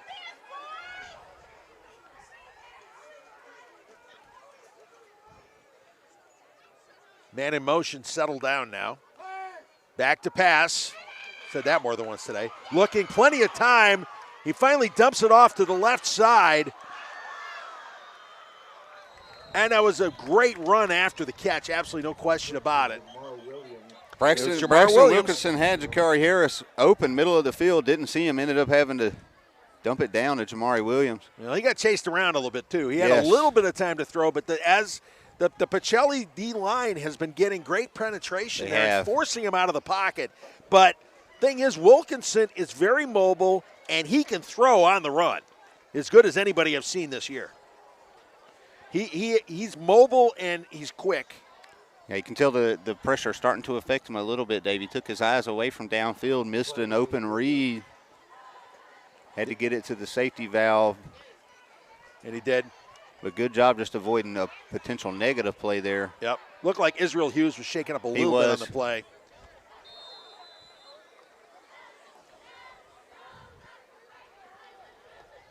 And we're back at it right away here. Dave, I just got to update. Griffin went up 14-7 on Harris County right now. Tigers locked him a good one with the Bears. All right, 3rd and 6 now. Ball on the 43-yard line. Drop back to pass, quick out left, overthrown. High snap kind of discombobulated that whole play from the jump, Dave. It did. Braxton couldn't get his feet set. So that will set things up 4th and 6. And we're going to assume that Wilkinson will be setting up to punt. John Thompson will probably set up at about his own 10-yard line, maybe the 15. Wilkinson's gotten good. He's got good hang time on this, but now at this point, he's going to try to want to pooch it a little bit and try to set up inside the 20. High snap. Wilkinson gets it away. Good boot. Fair catch called for by Thompson. He goes down to make sure he's got it. Careful, Dave. Wow. You got to be careful. Yeah. The football wobbles a little bit on that one. Thompson managed to secure it, so getting away with that one. But the Vikings will have to start off deep in their own territory here on their 2nd drive of the half, their 5th drive of the game. They only had 3 drives the entire first half. You know, Coach Smitty was like a teapot getting ready to start steaming there, Dave. Yeah. He was luckily able to come back up with the ball and relieve some pressure. Wow. That's pretty wild here. All right. So the Vikings will start off on their own 8. 7:42 remaining here in the 3rd quarter. Game is scoreless. Somebody looking to break through. Dustin Sherman handing it off. Up the middle, that's Cam Carino. Carino, nice little gain there. It wasn't a lot to be had, but Carino is one guy you can count on getting what there is. Good power runner. Getting down here to crunch time, Dave. Yeah, it is. We have not seen many shots to Michael Rowe tonight of note. I haven't seen any to him, to be quite honest yes, with you. and he is all alone, top of the field right here, one-on-one with Jamari. Quite a matchup. Interested to see if Sherman takes it his way. Spread out trips. That's a really wide set right there, Dave. Fake to give to Coleman. Wide open. Jason Davis drops it. Oh, he had it in his hands at about the 45-yard line. Oh. Here we go. We got it right here on replay, look Dave. At this. I mean, schemed it up so good. Davis was so wide open. Everybody bites on the Coleman play fake. He started to run before he had it. Oh. He knew it. Oh, he knows it, too. JD. Okay, he has to shake that one He'll off. shake it off. He'll get another shot at it. It's a nothing game, you know? Davis, wow. I mean, Davis has got 394 yards receiving, 3 touchdowns. They dialed up a great play there, though. Oh, it was. 3rd and medium here, Dave. Yep. They keeping Michael Rowe all the way to the top side of the formation, all the way at the basically at the boundary out there. Yep. Nobody really on him right now. Chase down in the end zone. Sherman has to throw it away. He did not have a chance. Unnecessary roughness here. Yep. Things getting a little chippy there. Griffin Snow. Yeah, Calvary doing a little too much down there. Yep. Cost his team right then. Yep. Because that's if the call is the way we think it's going to go on Griffin Snow, it'll be 15 the other way and a first down. You just can't have that. Yep. We'll see what happens here, though, too. We'll see if it's a back and forth and if they do a duel. Well, let's wait and see what James Brown calls here. Yeah, I'm following the white hat. Yep. He's the guy that's going to make that call. Hey, Kinetic Credit Union is proud to champion our local student athletes. We're excited to welcome them as a presenting sponsor of Georgia-Alabama Sports Live, supporting high school sports in the communities that make them great. And now, survey says, personal foul, roughing the passer. Yep. 15 yards on Calvary. You just can't do it. No. Dave, you had them stuffed. Yeah, 3rd down deep in their own end zone. You're going to have to punt. You know, they was going to have to set up a punt from deep in their own end zone. Ooh. You have to keep your head under those circumstances. Absolutely. Yep. So let's mark it out. The Vikings, not going to complain about this one. That was a gift. About halfway through this 3rd quarter already. Now they're marking it back again. I don't know. What? Was the roughing the passer from the spot of the foul, Dave? I'm not sure if they called that one right. No, you don't. I'm not sure what happened there. They're giving them an automatic first, but the yardage does not look proper to me. No, I thought that's a 15-yard penalty. And, you know, the ref hasn't really given us any hand gestures to go off of. We're not sure. It's a dead ball. Well, I'm not sure if it's a dead ball foul here. Well, it was roughing the passer. It was during the play. It should have been unsportsmanlike conduct. And it should have been automatic first, 15. All right. On the other hand, I don't see Smitty Grider going out there and hollering. No, they got the first down. Yeah, which is that's the important part, but that's 15 yards. But again, Smitty Grider and crew are not screaming about this one. Well, they live to play another down. Well, yeah, but you still want to get everything coming to you, too. Let's see. James Brown still standing there. Yeah. Not sure if he was communicating with the clock operator or what was going on there. Okay. Well, it's set up as a first down. The ball on the 13. They said somebody the clock kept running, Dave. So James Brown had to communicate with him to get it stopped and reset. All right. The give up the middle, going nowhere. Hit immediately. They look like Griffin Wade on that stop. Telling you, Dave, they got a little bit of a mismatch on Michael Rowe's side of the field right here size-wise. I think they need to go to it. Yeah. There's going to be some sort of opportunity to do this. Maybe they're trying to set it up, but we'll see. Because he's the only one over there on the right. They got twins left. They haven't moved him off of that side this whole drive. Nope. He's been on that boundary the whole time. The give to Colvin. Colvin breaking free. Finding a seam down the far sideline, out of bounds, about the 33-yard line. Nice pickup. Check this one out. Check the way Colvin made that cut. Great vision. Just that. Boom, there he goes. Shook the tackle. Michael Rowe downfield. Doing a good job blocking Jamari. Yep. Well, that's the wide receivers taking care of business, doing what they're supposed to do, the non-glamorous job. Gain of 19 on the play. Sets up a 1st and 10 for the Vikings on their own 32-yard line. Man in motion's Caps Green. He settles. Give to Carino. Carino, left tackle. Picking up a few before he's brought down. Good run by Carino. Liam Hokut on the tackle, outside linebacker. Yep, Carino doing his thing. Getting your 4 or 5 yards, the gut yards. Power run. Yeah, he comes off. They're sending DJ Colvin back out, putting him in the slot. Right.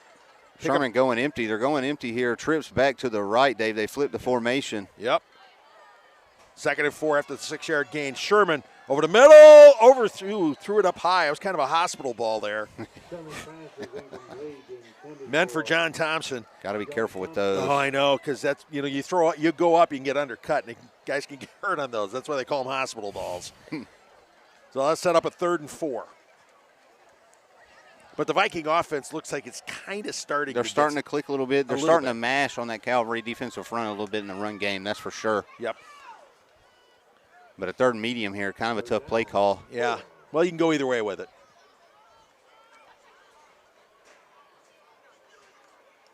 Give to Colvin. Colvin up the middle. Power. Pushing the pile. The pile moving. He did not stop. That's the one thing. Colvin's more of a speed back, but he's such a good, powerful runner. He's got some good leg drive. Yep. Looks like Pacelli's just going to go ahead and punt here. 4th and 1. I'm not sure. Yeah, 4th and short. Yeah, gain. They needed 4, and they got 3. 4th down and 1. I'd watch for the fake right here, this side of the field. They're going to Carino They're going to go Wildcat. For it. Carino Wildcat. Cam, yeah, he got it. He's moving the chains, and he's still moving the pile, too. We've seen that formation in the first half, Dave, but they let Carino dump it off outside, and I wasn't a fan. I feel like if you're going to go Wildcat to Carino, just go ahead and give him the ball, let him run power, see what he can do. You mean kind of like that? Yeah, exactly. Pick up of 9 or 10. Get an extra blocker, you get Carino right up the middle. Yep. Did he get a pass? He got it right to midfield. And that's how it's done. Pickup of 9. Cam Carino, good athlete. Great baseball player. And he's back off the field. They're really being careful with him. They're careful with him because his legs have been banged up all season. So, whoa, nice hard catch. All right, Dave. Didn't work though. Almost. I've been talking about it for Almost. 3 weeks, Dave. All the last 3 games I've done. When somebody jumps off sides, why do high school centers not snap the ball? Sherman, quick out to Rowe. Rowe near boundary. 3 or 4 guys on it at least. Did a helmet come off in there? They got Michael Rowe finally. Oh, he made something out of it. Yeah, Dave. he did.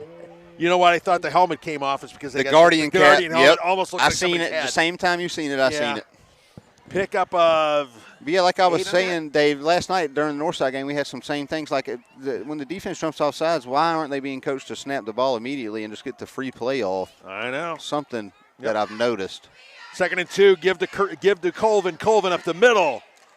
Moving the chains, picking the yardage, taking them down to about the 35-yard line. Yeah, I've seen that before too. Because you give them a chance to get back, and there's no call. Sure. In college ball, I remember everybody wants a free play. They would take the snap, and sometimes they would all the offensive linemen would take a knee when they did that. Yes. Just to make it obvious. Hey, we didn't do nothing. Yeah. You know, not me. All right, first attempt at the 35. Quick out to Thompson. Great job on that little tunnel screen. It was. Just setting it up real quick game. Yep, they're playing a little bit of tempo now because they've got something going. They're feeling good and they're feeling it. Now they got Michael Rowe, bottom of the field here, Dave. Yep. One-on-one again. On the 28, the give. Whistles. Timeout, Calvary. Yeah, it was a gain of 7. Are things getting chippy out there? That's the question. I hope not. All right. And we have a timeout, so let us take a timeout. Scoreless here, but Pacelli driving. You're watching Vikings football on Georgia, Alabama Sports Live. Jack Houston Memorial Hospital, our focus is you. Even though we performed more than 1,300 joint replacements last year, we treat you like you are our only patient. Your surgeon explains your joint replacement, so nothing is a surprise. Our team knows your treatment plan, and we work together to get you back on your feet again. That's why our hospital is recognized year after year as a leader in patient satisfaction and quality of care. Jack Houston Memorial Hospital. Excellence, always. Imagine a life-changing injury. Imagine the fear and unknown. The Houston Clinic Sports Medicine Team, the only physicians in the area with advanced certification in orthopedic sports medicine, treats sports injuries with innovative techniques. The Houston Clinic has helped nearly 1 million athletes live without pain. Imagine getting back in the game. Imagine the best game of your life. The Houston Clinic Sports Medicine Team. Hey, and as you just saw, tonight's coverage brought to you by the Houston Clinic, a presenting sponsor in Georgia, Alabama Sports Live. World-class orthopedic care right here at home. I can speak to that because I've had 2 hip replacements and a shoulder surgery from those guys. They're good. Same, Dave. Ankle, wrist, shoulder. They patched me up. I was looking like Ben Roethlisberger for a little bit. If you're going to get beat up, this is the place to have it happen. And, hey, and luckily, we took that timeout, and it wasn't a Jack Houston Hospital injury timeout. But regardless, shout out to Houston Hospital, Houston Clinic. Taking care of a lot of athletes in the Valley, Dave. Absolutely. And a lot of non-athletes, too. Like me. Myself included. All right, so here's the setup. We're at 2nd and 4 on the 28-yard line. 2 minutes, 4 seconds remaining in the third quarter of a scoreless game. The Pachelli Vikings putting together a drive which started on their own 8-yard line. This will be the 12th play of the drive. So this is the first real extended drive of the game. In the first half, teams had 8 play drives. That was it. That's as good as it got, included some fourth. Yeah, they would get to 8 plays and then have a mental breakdown, Dave. But now, 2nd and 4 to give to Carino. Carino up the middle. Whoa. Getting physical down there. Yeah, big-time tackle. Most definitely getting physical. Yep. Calvary haven't been able to stuff the run up the middle. Nope. Nate Stokes getting a hold of him on that one. So I'm taking looks like no gain on that, so it'll be a third. No, there was a little bit of it. There's a little bit of it. They're right at 3rd and 2, It's Carino. He gained some yards. He teleports for a yard before Pretty you even much. know what happened. All right, sets up a 3rd and 1 on the 26. And that was 3rd and 1. Here we go. Carino again in the backfield along with Sherman. Sherman, give to Carino. Cam, yes, he got it. Absolutely. Picking up the first down and a couple more. Great job by Carino. Great run. He was just They're definitely getting a little bit more volume on his carries late here in the game. Exactly. Carino, you can tell in that one, all he was worried about is getting across the 25. Anything after that would have been gravy. He was going to go down. That's fine. Get the first, keep the chains moving. That's his job. And so the ball marked, I believe, on the 24, pickup of 2. So play number 14 on the drive. Jamar Williams, Michael Rowe lined up on each other. It's a battle I want to see Except the give is to Colvin. Colvin slipping through. Left side, going for the pylon. Does he get it? Touchdown Vikings. The Vikings. DJ Colvin, a 24-yard touchdown Here we run. go, Dave. Check, Look here at we him. go. Right He there. is off slipping tackle. through. He's gone. Head for that pylon. And one of the officials gets taken out too. I think it was line judge Philip Hudson. That hurts. I've been there. I've gotten taken on runs like that before. But with 41 seconds remaining here in the third quarter, DJ Colvin breaking through for the 24-yard TD run. Jude Arsenault in for the extra point off the hold of Carino. Yes, he does, right down the middle. The Vikings taking a 7-0 lead. And friends and neighbors, yes, indeed, that could be a candidate for the Houlihan's highlight of the week. That was a great run. DJ Colvin's had some monsters tonight. That was a run of beauty. Off tackle, no one was going to stop him. He wound it, found it, wide open, gone. That's the kind of thing Pacelli's been trying to set up all night long. Yes. And that's what we were talking about. They're just leaning and leaning and leaning and trying to get this Calvary defense to break, and they got it that time. Now Calvary's got to respond here. 41 seconds to go in the third quarter, Dave. Yeah, but Calvary can respond. Remember, I mean, they got the man, you know what I'm saying? They got Jamar Williams. It Williams doesn't take but a play. Yep. All right. Sam Cudd kicking it off. I know the one guy he ain't kicking it to, and that's a dude in the middle. Number 3 back there on the 10-yard line. There is absolutely no way they're going to kick it anywhere near him.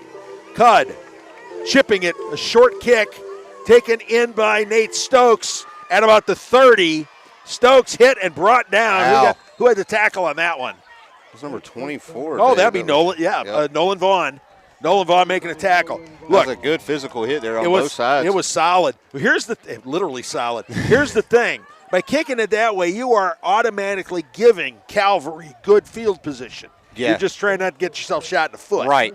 Well, yeah, I'd rather give them 10 more yards than about 90 and 6. Yes, that's the whole deal, because he showed what he could do last week against Brookstone, and I guarantee you Brookstone's regretting that. Even though they came up with the win, they're like, we don't necessarily want to do that ever again.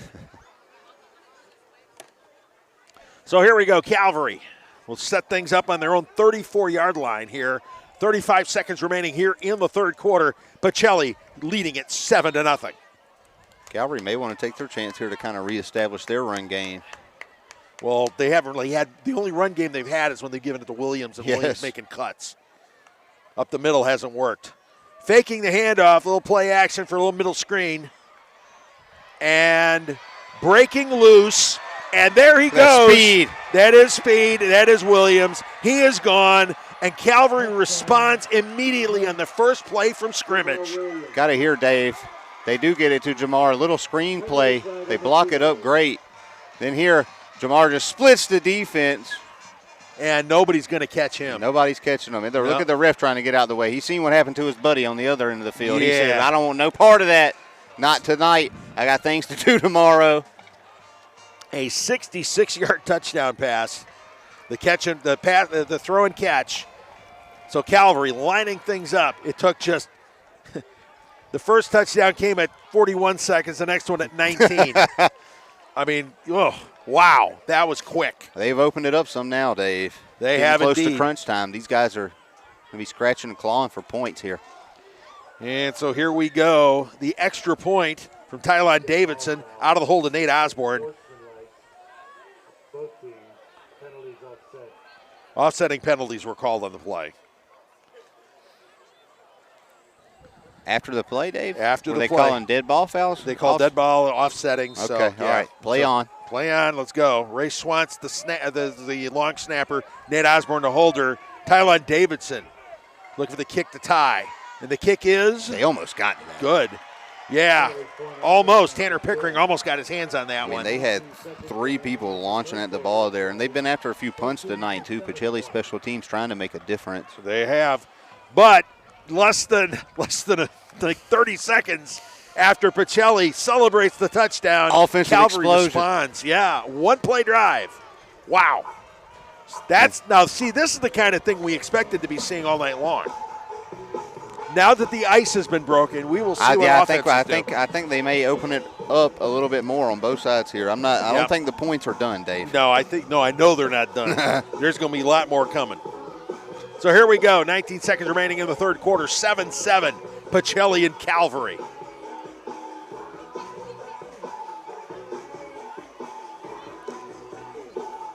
I'm still like in shock. That was so quick. That was a great play. That was quick though.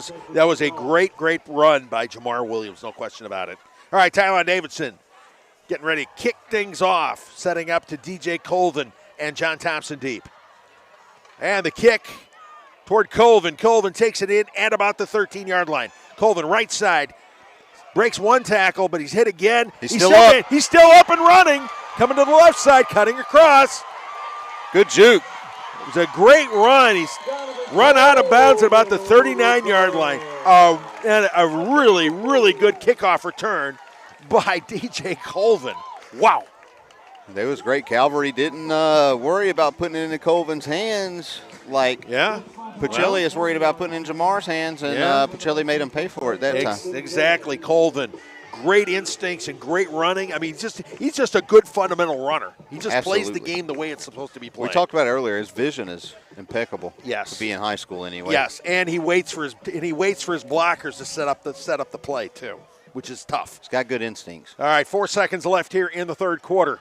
Pacelli 1st and 10 on their own 40-yard line. Sherman. The give is to Cam Carino. Carino, right side. Slips past, down the far sideline. Is he going to be able to break it? Stayed in. A couple 3 Calvary Knights drag him down, but at the 20-yard line. All right, let's get a look at it, Dave. We got to see this cut. Look at that. Nasty. There he goes. Oh, that's how it's done. Carino taking it down that far sideline. Finally dragged down at about the 20. Past the 20. So that is how the third quarter ends. The Vikings with their own big play response. 7-7 here. You are watching Vikings football on Georgia Alabama Sports Live. Alabama Sports Live wants to say thank you to Zaxby's for their continued partnership with us for over the last couple years since we started this. Your partnership has meant the world for us to give you premier coverage for all the local sporting events around the Chattahoochee Valley area. And specifically, I want to thank Judson Humphreys, my good friend, and the Phoenix City location being with us from the very beginning, man. Absolutely. Well, we just appreciate what y'all do in the community for these student athletes, and we just want to be a part of it. Whether it's tailgating, parties, or you just want a quick bite to eat, come to the Phoenix City Zaxby's location and tell them Georgia Alabama Sports Live and Thrift sent you. Thank you again to Judson Humphreys and Zaxby's for our continued partnership on Georgia Alabama Sports Live.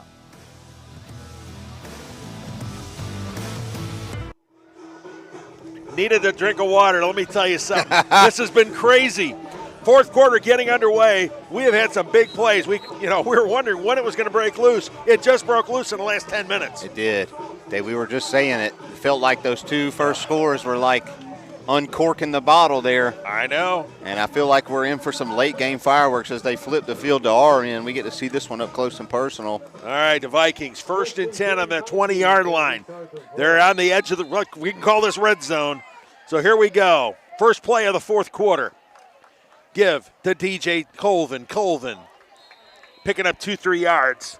They're in a good spot here. We know Sherman doesn't have, a howitzer attached to his arm, but we do know that Michael Rowe is a massive human being, and we do know that Calvary is worried to death about stopping this Pacelli run game right now.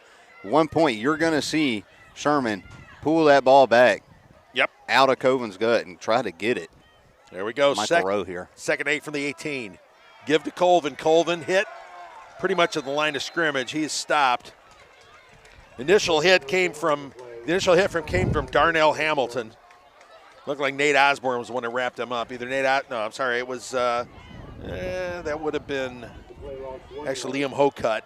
Dropped loss of a yard actually. So that'll set up a 3rd and 9 on the 19 for the Vikings.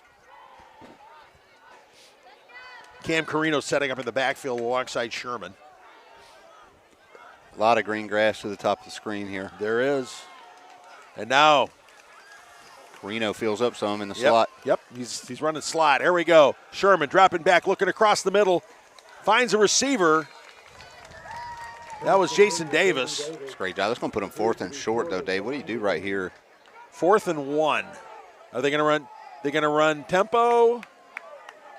Oh, they're doing a wholesale changes, bringing in Caps Green, bringing in Zach Ellis. Oh, they got a beef. They got the big beef here package we go. in. They're going direct snap. Yep.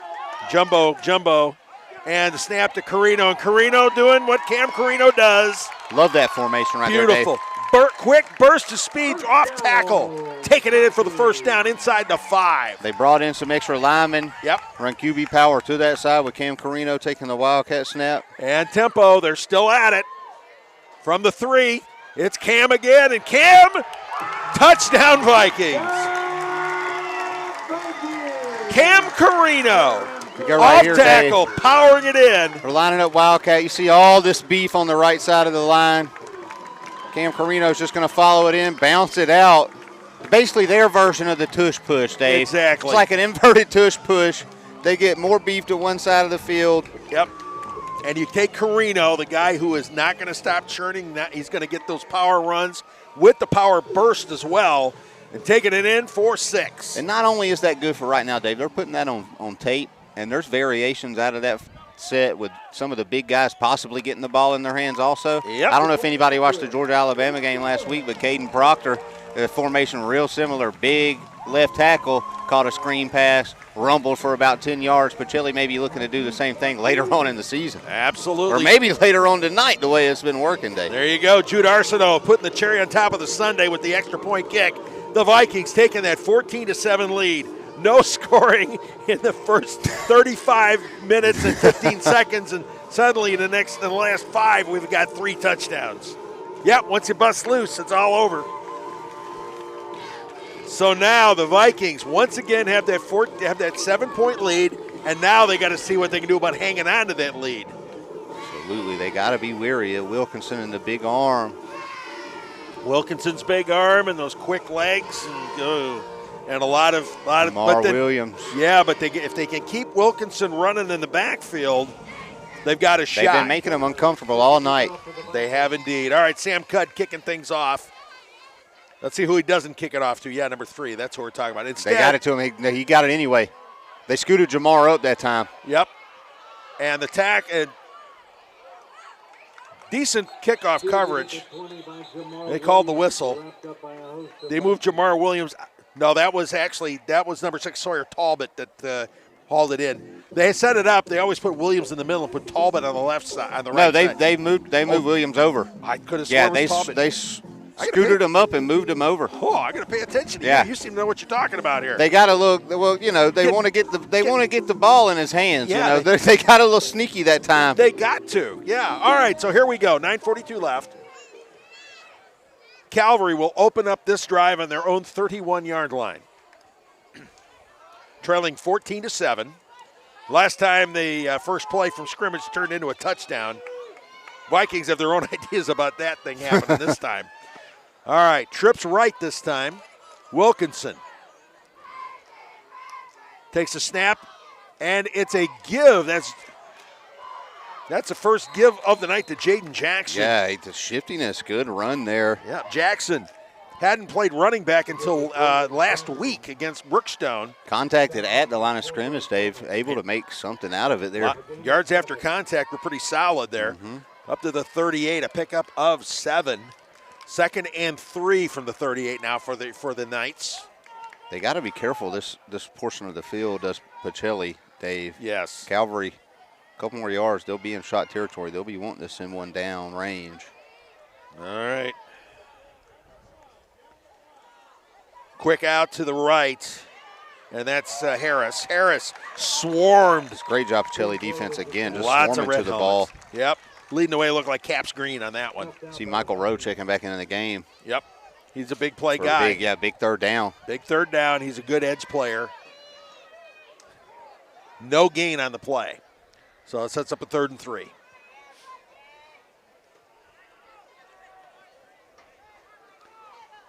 One man in the backfield. It looks like Jackson is still in there at tailback. Is that Jackson or is that Williams? That's Williams. That's Williams. He done moved his hoodie around a little bit. It's shifted. You can't see it as good. Quick pass. Chipped. Chris Harris on the coverage. Great coverage on Jakari Harris. Chris Harris tipped it up and it was just out of reach. Nobody was going to win the trip drill on that one, but it was tipped, and that was what mattered. That'll set up a 4th down. Calvary feeling like they probably got to go for it here. Yeah, 4th and 3. I don't know. We'll see. 8:16 remaining. 8 minutes to go. I mean, the way the clock's been draining away, there is no guarantee, Dave, that you're going to see this ball again. Just remember, the first 3 quarters took about 12 minutes, and this one is going to take an hour and a half. It's like the last 2 minutes of a basketball game. Oh, yes. Well, I always joked that Monday Night Football was the 10-minute warning. All right, so here we go. Trips left this time. Wilkinson. The snap goes over his head. He fumbles the snap. He's being chased around the backfield. He's got enough room to where he can throw or run, and he will pick up the first down, cutting to his right, and he slides right past midfield. There is a flag. Backside in the pile, maybe holding. Okay. Got some more. Now things are getting chippy. Extracurriculars going on. Things are getting chippy down there. There's going to be a lot of flags. Yeah, Calvary's going to have to pay the price for this one. I think they're going to have double called on them, honestly. Yeah, and Pacelli coaches are out there grabbing their guys too, getting them out of there. Tensions get high in a game like this one. Maybe offsetting. I'm not sure. Well, the extracurricular stuff may be offsetting. I think the second set. The first one won't be. The second one will be. But if there's enough, it's offsetting and everything gets nuked. Well, part of it too. Some of that's going to be after the. It's going to be dead ball. They all may be dead ball fouls. That's they got every ref out here in the middle of the field right now. There's a big discussion going on. Oh, for sure. All right, they're pointing backwards. We'll see if it all gets if the play gets scratched or not. Yeah, there was a lot of stuff going on. A whole lot of hankies on the field. Not what you want to see too, because the guys start pushing and shoving. That's when things can get out of hand. You got to, if you're Coach Brunson, you got to rein your guys back in here. I mean, you got a chance to come down and tie this thing up and. Exactly. Yeah, and if you're Smitty Grider, you got to make sure your guys don't respond to it. Right. That's the hard part. Well, you want them on the razor's edge, Dave. Yes. That's the problem, walking the tightrope. All right. Dead ball. 2 of them on that. Okay. They're both on Calvary. They're both on Calvary, so they may be 30 yards back. So that might be a. So it may be a 1st and 10, but from way back there. We'll see. How this? Yeah, I'm not sure if it's gonna remain 4th down or what. Yeah, I didn't quite get all the hand gestures. It's gonna be now they're over here discussing with Brunson. Yeah. Okay, they declined the first one and took the second one, okay. which was the dead ball foul. Right. So we'll see how that goes. So there was 3 flags on the play. They declined the first one, which would have been the hold, and I believe they took 2 unsportsmanlikes. So it could end up being a total of about 30 here, Dave, depending on how they're going to walk it off. And I'm more interested to see what the down marker is going to be, if it's going to be 4th down or if they're going to get a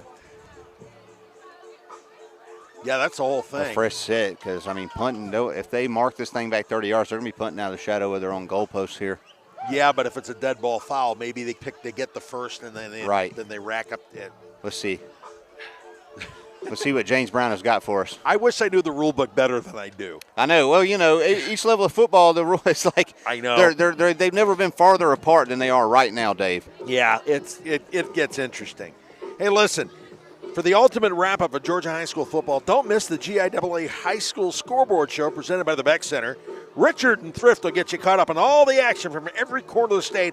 They'll be live tonight on the GIAA Facebook page and GIAA.tv. Big Rich, he got a chance to get out of the studio yesterday. I did the Northside Mondays meal game with him at Connect. Great time with Richard, hard-working dude. Oh, yeah. Encyclopedia high school football. Yep. He's a great guy, and he does a great job. I think a couple weeks ago, I called him Richard Rainman Holdridge, Dave, because he has got some numbers on him like you wouldn't believe. That's how you got to do it, man. You got to have the numbers. Doing it by the numbers. All right. Okay. Smitty Grider seems to be okay with what's going on here. Yeah, He's nodding his head going, we're good. Yeah. Good with this. They're just going to leave it at 4th, and they're just going to punt it off, and we still haven't got a yard marker on how far back. Yeah, let's see how far back this one The ref took a stretch before he's got a long trek. Yeah. Well, he get his steps in. That's not what you want to see. You do not want to see the extracurricular stuff. These two teams have played a good football game. Guys get frustrated. Yeah, you know when you're a competitor, Dave, things are going to happen. Yes, but you got to rein it in. Yeah. That's especially for Calvary. You got to rein it in here. You got a chance. Yep. This game isn't over. You cannot let your emotions get the best of you at this time. 8 minutes on the clock. Yep. It's not even close to being over. You got a guy who's capable of doing all kinds of crazy things. All 6 timeouts between these two teams. Yep. It's a long way to go, man. There is indeed. 8:09 remaining on the clock. I thought we were going to get out of here early. Oh, well, that's not happening, is it now? All right, it's fourth down and about 14. They're going to have to punt. Braxton Wilkinson gets the blocked. It is blocked. He didn't even know he blocked it, Dave. Williams coming on in and getting his hand on that thing. That was going nowhere. All right, here we go, Dave. We're going to get a look at it. Watch Keon, number 11, Keon Williams. Gets that big bear paw up. Boom. Great job. Right there on the 20. They've been around it all night, Dave. Yep, I mean, they have been around the punter all night. We just talked about Pacelli's special teams beginning of this quarter. Yep. And they get a big one there. Well, Keon blocked a field goal earlier this season, so he knows what he's doing on that one. So the Vikings will get the ball back on their own on the Calvary 8-yard line, opening up in the red zone. You know you're jacked up, Dave, when you block a punt and you didn't feel it hit your arm. You started looking downfield as if the punt got off. I know. Adrenaline pumping. Don't even feel it hit your arm. Gotta love it. Big play by Keon. So here we go. The Vikings looking to open up a 2-score advantage, which they need because Calvary's dangerous. All right, 1st and 10 on the 8. The give is to DJ Colvin. Colvin hit immediately. He maybe got back to the line of scrimmage. I hope he's all right, Dave. He's looking like he's a little slow to get up. Yeah, I think they're going to get him out. They're going to get Carino in. All right, DJ. We're going to take a Jack Houston injury timeout right here. I don't think we're going to take a break. It looks like they're going to get him off the field. Yeah, they're going to do it quickly as they can, though. And it don't look like he's going to make it, though, Dave. No, here comes the entire training crew here. So, all right, we got that Jack Houston injury timeout here. All right, it's going to take a while. Let's take a break here. You are watching Vikings football on Georgia Alabama Sports Live.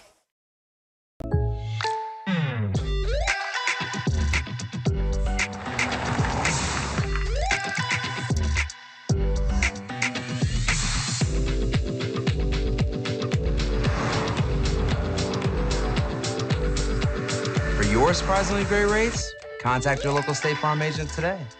If you want the real deal, call State Farm agent Carol Purdue in Phoenix City today. Like a good neighbor, State Farm is there. Looking for a powerful new Chevrolet or GMC truck and a great deal? Check them out side by side at Glenn Smith in Opelika. Take your choice of new Chevrolet and GMC 1500 trucks discounted up to $12,000 off. Chevy and GMC heavy duty trucks discounted up to $7,000 off. People from all over the USA save at Glenn Smith Chevrolet GMC in Opelika, Alabama. Get ready to smile. Jack Houston Memorial Hospital, our focus is you. Even though we performed more than 1,300 joint replacements last year, we treat you like you are our only patient. Your surgeon explains your joint replacement, so nothing is a surprise. Our team knows your treatment plan, and we work together to get you back on your feet again. That's why our hospital is recognized year after year as a leader in patient satisfaction and quality of care. Jack Houston Memorial Hospital. Excellence, always. All right, back to Diamond Field. DJ Colvin coming off the field walking on his own, so maybe it was just a cramp. We'll see.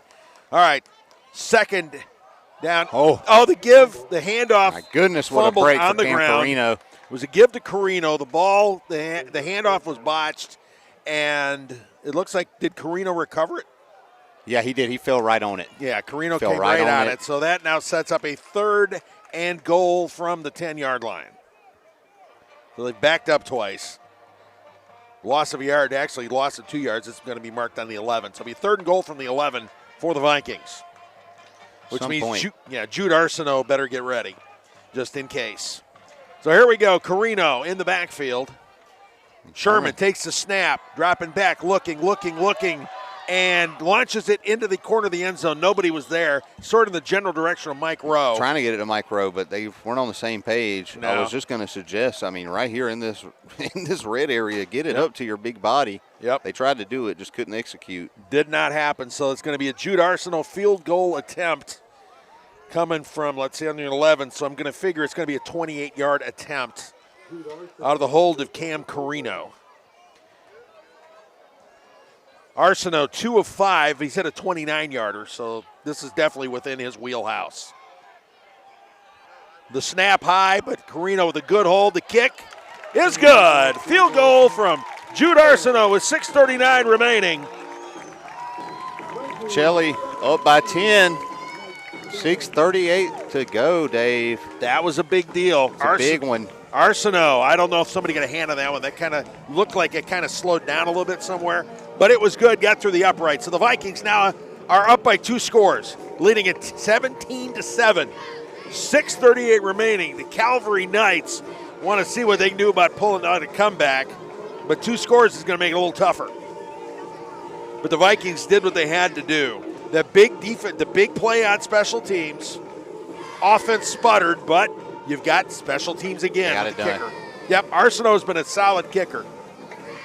Cash the points in off the turnovers, Dave. That's a big deal. Yep. Puts them up 10, man. Yeah, you know, getting all those soccer players getting the their state championship awards. Yes. Well, Arsenault was one of them. Remember that. And the kickoff, a low scooter to I get it to Jamar right Talbot, here. Yep. and he flips it to Williams. Williams He gets the putting edge. on the Jets, and there he goes down the far sideline. He is hit. Who tackled him? That was a solid tackle. They kind of cornered him here. The replay. All right. Talbot flipping it over to Williams. Williams taking it down that far sideline. He is so fast. He is just so fast.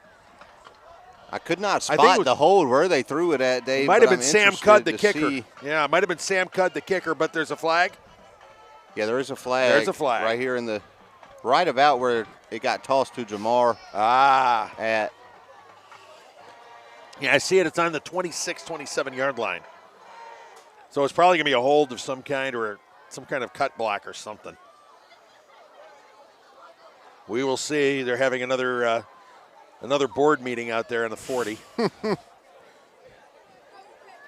They will see what James Brown calls it for us.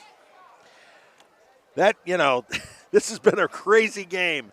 Nothing happened, and then all of a sudden everything happened. Yeah. It's just, that's what makes high school football so fun. You do not know what's going to happen. Exactly. Anything can happen. All right, James Brown says it's a hold. Illegal use of hands, and then a hold. 2 penalties. All you need to take is one of them. So there you go. I haven't been marking down penalties on this one. I kind of ran out of ink. Yeah, I was about to say you might need another pin. Yeah. Well, there's fewer penalties second half to first. First half, there was a lot of flags. Second half, not so many. Relatively, Dave. Relatively, there's yeah. still a good Good amount of hankies out here. There's going to be enough. You know, there's going to be enough for coaches Brunson and I was just Grider about to go. to say, Uh-uh. Yeah, we don't like that. Yeah. Somebody's going to have to pay for that come early next week. I know that. Yeah, there's going to be sure. there's going to be a lot of like suicides or a lot of stadium steps or something coming. So here we go. Calvary's going to have to start deep in their own end, or are they? You know, a lot of pacing back. There's and a lot forth of pacing by the- back and by the forth. refs Oh, okay. tonight. Okay, they're marking it. They're marking it to 32. I'm still Yeah. trying to figure that one out. Oh, coming in because he. I'm picked up assuming on- the hole was from the spot. Yeah. A little bit further down. Yeah, that would have to be what it Yeah. was. All right, so Calvary will not start deep in there. Oh, that's a decent. It's not bad field position for the Knights. No, but yeah, they're on 32. But it's not great either. Time is not fully on their side right now. Nope. All right, jet sweep on this one. Looks like Jaden Jackson on the jet sweep. Pretty job by Jackson. Pretty good yeah. pickup too. He picked it all the way up to the 40. Looks like a pickup of about 8. Just one simple, kind of the opposite of what Jamar has done. Just one cut, north-south. Yep. Off the jet motion. As I said, Jackson didn't play running back until last week, and he did pretty well, especially opening up against Brookstone. So you can't tell he moves like one. He definitely moves like one. Absolutely. All right, second and 2 from the 40. Snap, whistle. I think we're going to have a false start, some kind of procedural penalty here yet. Yeah, somebody jumped. And Calvary just can't get out of their own way. I know. She's been shooting themselves in the foot between bad snaps and the penalties at the worst possible moment. But they're so capable of scoring so quickly. So quickly. They are dangerous. Braxton going over the sideline to get the play. Dave, how many years do you think till they get the in-ear in the helmet high school? You think that'll ever happen? A at lot of high schools, levels, maybe? At certain levels. A lot of high schools cannot afford it, okay? Let's be honest. Yeah, the honestly. Big, the schools with the money can, but not everybody can do that. So I'm not sure that would be fair. All right, here we go. Second and 8. Wilkinson under pressure, finding Williams, but Williams surrounded. But just because he's surrounded, I mean you're going to tackle him. No. We've got 4 hats on him. Pacelli did a great job. They did. They did. Cap Screen corralled him, and then he got a lot of help from 3 other guys. And even then, they didn't tackle him. They just kind of corralled him.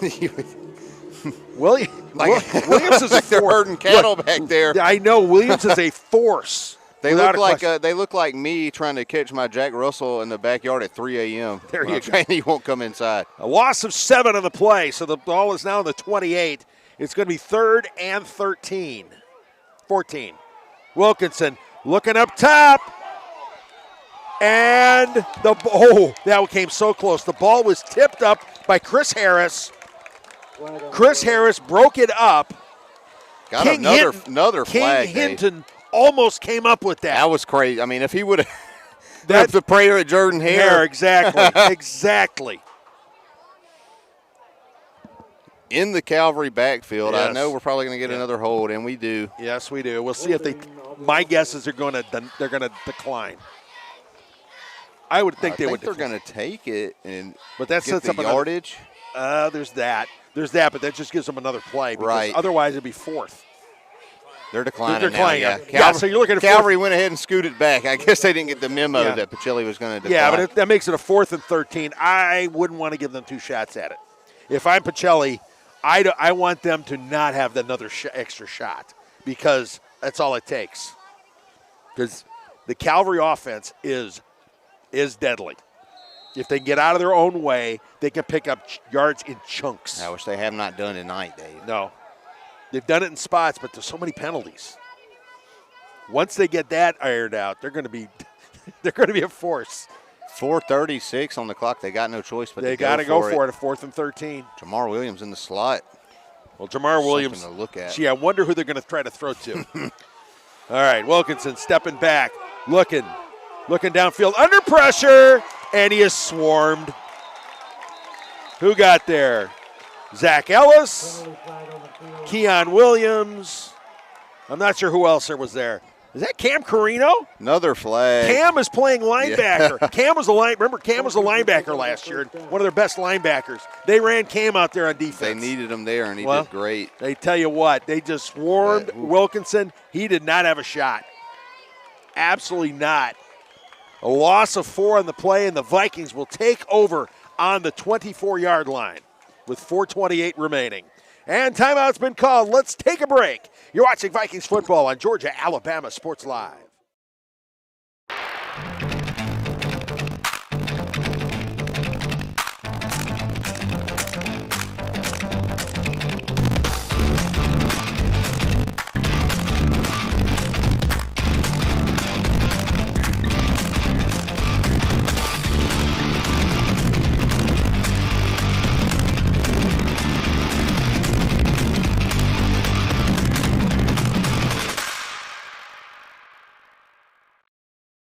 I'm always on the go.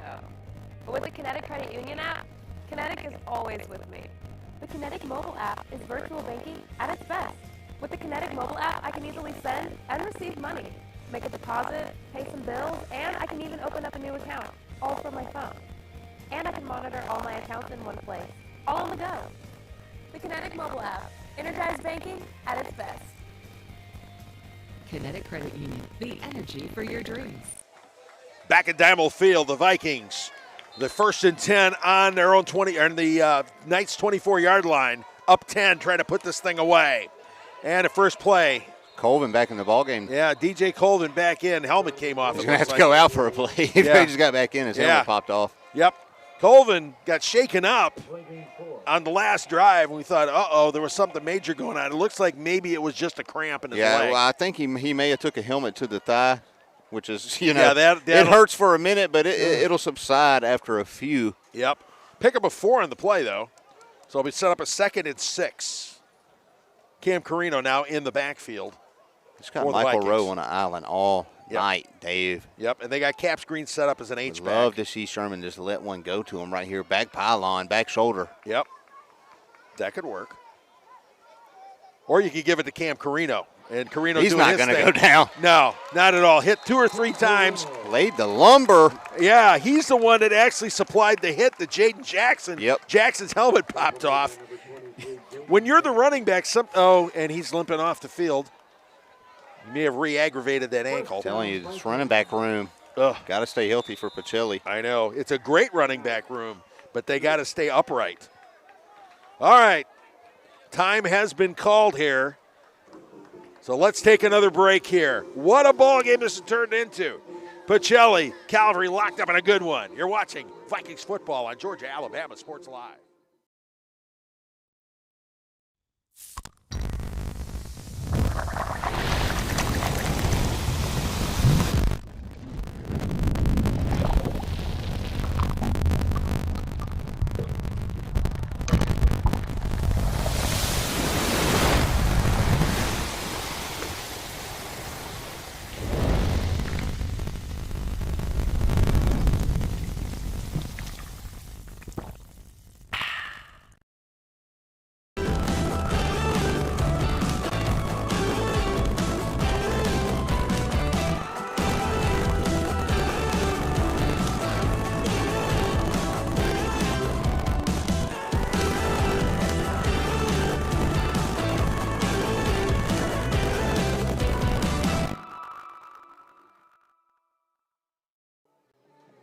All right, back to Diamond Field. It's 1st and 10 for the Vikings on the 19-yard line. The give, up the middle. I'm guessing that's Landon Doan. Nope, DJ Colvin. DJ Colvin, he's back out there. This Pacelli running back room, absolute warriors. Helmet popped off again. Somebody's got to get DJ Colvin over to the equipment manager. Get that thing tightened up. Yeah, I know. And Cam Carino coming back out there. He limped off the field earlier, but well, he's Cam Carino. He's Cam Carino. He's tough. He has proven it because he hurt his ankle and he still had one of the games he had an injured ankle and he still broke off an 89-yard run. So here we go. Clock is running. 2:46, 2:45, 2:44. Vikings looking to put it away. They're up by 2 scores, but with Calvary, you better nail it shut. Sherman. The handoff to Carino. Carino up the middle, fighting for yardage. Pushing the pile is moving. Wow, Garrett Bolin on that one. Big number 54 had that pile moving. Garrett Bolin taking care of business. 6'5", 305 senior, the right tackle. Well, so that pushes the ball down to the 8. So we're looking at a 3rd and 4 from the 8-yard line. And the clock is running now. They're going back Wildcat again. They're going to Wildcat. They got the beef package in there. And they got the big boys back there. They got Zach Ellis back there. They've got Caps Green lining up kind of as an H-back. 3rd down. And it's Carino himself taking it right side, fighting for yardage. Great stiff arm. He's going to be about a yard and a half short, though. Yeah, yard and a half short. You can tell he's not at 100% now. You can tell that on his ankle.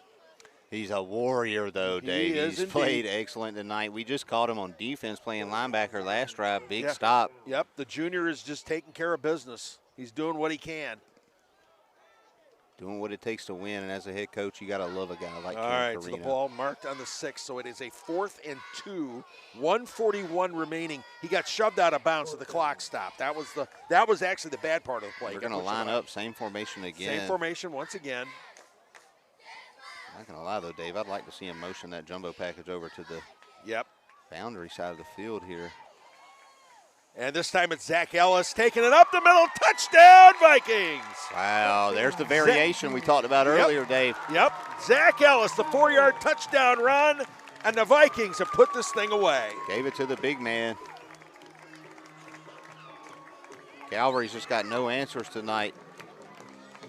Ellis, his 3rd touchdown run of the year. And the Vikings have extended the lead to 23-7 with the extra point to follow. Carino out of the hole. Jude Arsenault will line it up. Jake Wood is the long snapper. The snap good, the hold good, the kick right down the middle. And the Pacelli Vikings, with under 2 minutes to go, have sealed the deal. They have taken a 24-7 lead over Calvary. Shout out to the PA announcer over here. I've heard Sammy Hagar and Van Halen the last 15 minutes. Good work by him. Well, Brian knows what he's doing. Brian Solito, our PA announcer, does a wonderful job. He's one of the best in the city because he also does the Columbus State basketball. All right, so the Vikings looking to put things away. And all right, let's do it. All right. Let's do our player of the game here. All right. The Alex Quinney. Good hands player of the game has got to be Cam Carino. Carino coming in when they needed it the most with the power runs, coming with a big play on defense as well. A sack to put things away. He is our good hands player of the game. And that kickoff almost just died on the 1-yard line.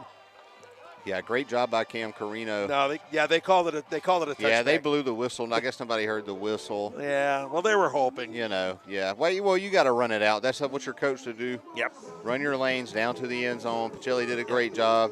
And, back to Cam Carino. Absolute Warriors effort tonight, Dave.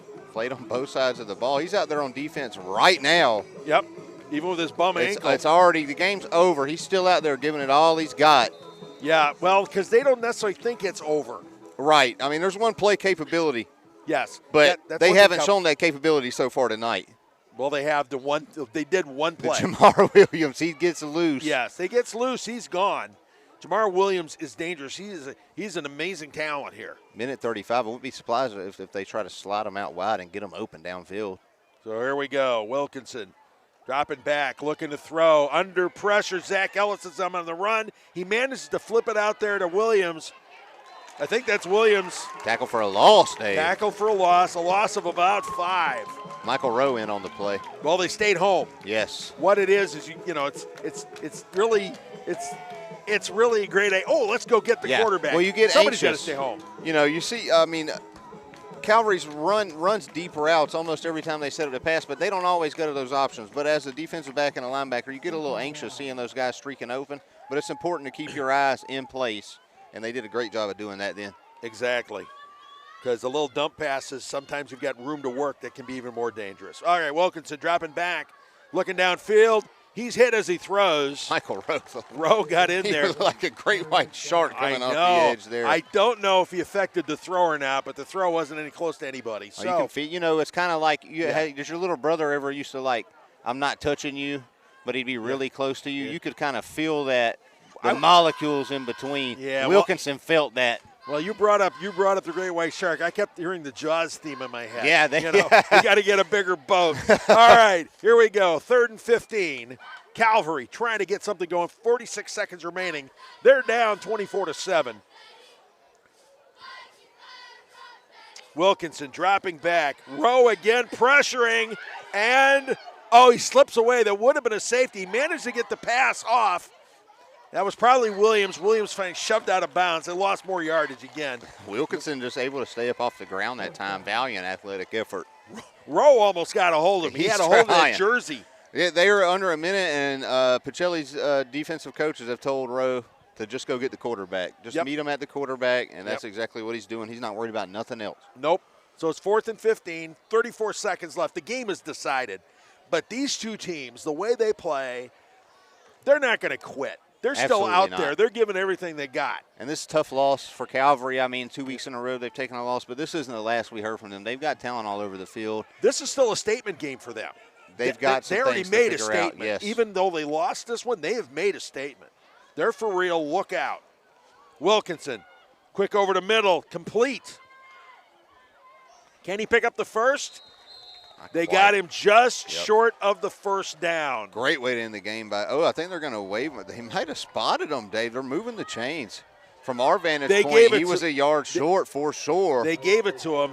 So it's a 1st and 10 from the 30-yard line. Wilkinson gets one more chance to kind of just throw one up here for pride's sake. Clock running. They didn't call a timeout. 16 seconds left. All right, here we go. They're putting Jamar in the slot right here. Yep. They're going to try to work him open somewhere. Absolutely. Then the ball snapped 8-7 with 7 seconds. Under pressure, Wilkinson's forced to – he scrambles out of bounds, but time expires, and that is the ball game. What a game we had. The Pachelli Vikings, 24, Calvary 7, in a game that saw no scoring until 41 seconds remaining in the third quarter. Then everything busted loose. That's kind of the way we expected it. Once the ice was going to be broken, then we were going to see some stuff. That's what we said. The snowball starts rolling. It's hard to stop. Great game, Dave. Incredible ball game. 41 seconds left. DJ Colvin breaking loose a 24-yard touchdown. And then Calvary responding. On the first play from scrimmage, I mean, literally is 22 seconds off the clock. The pass from Wilkinson to Williams.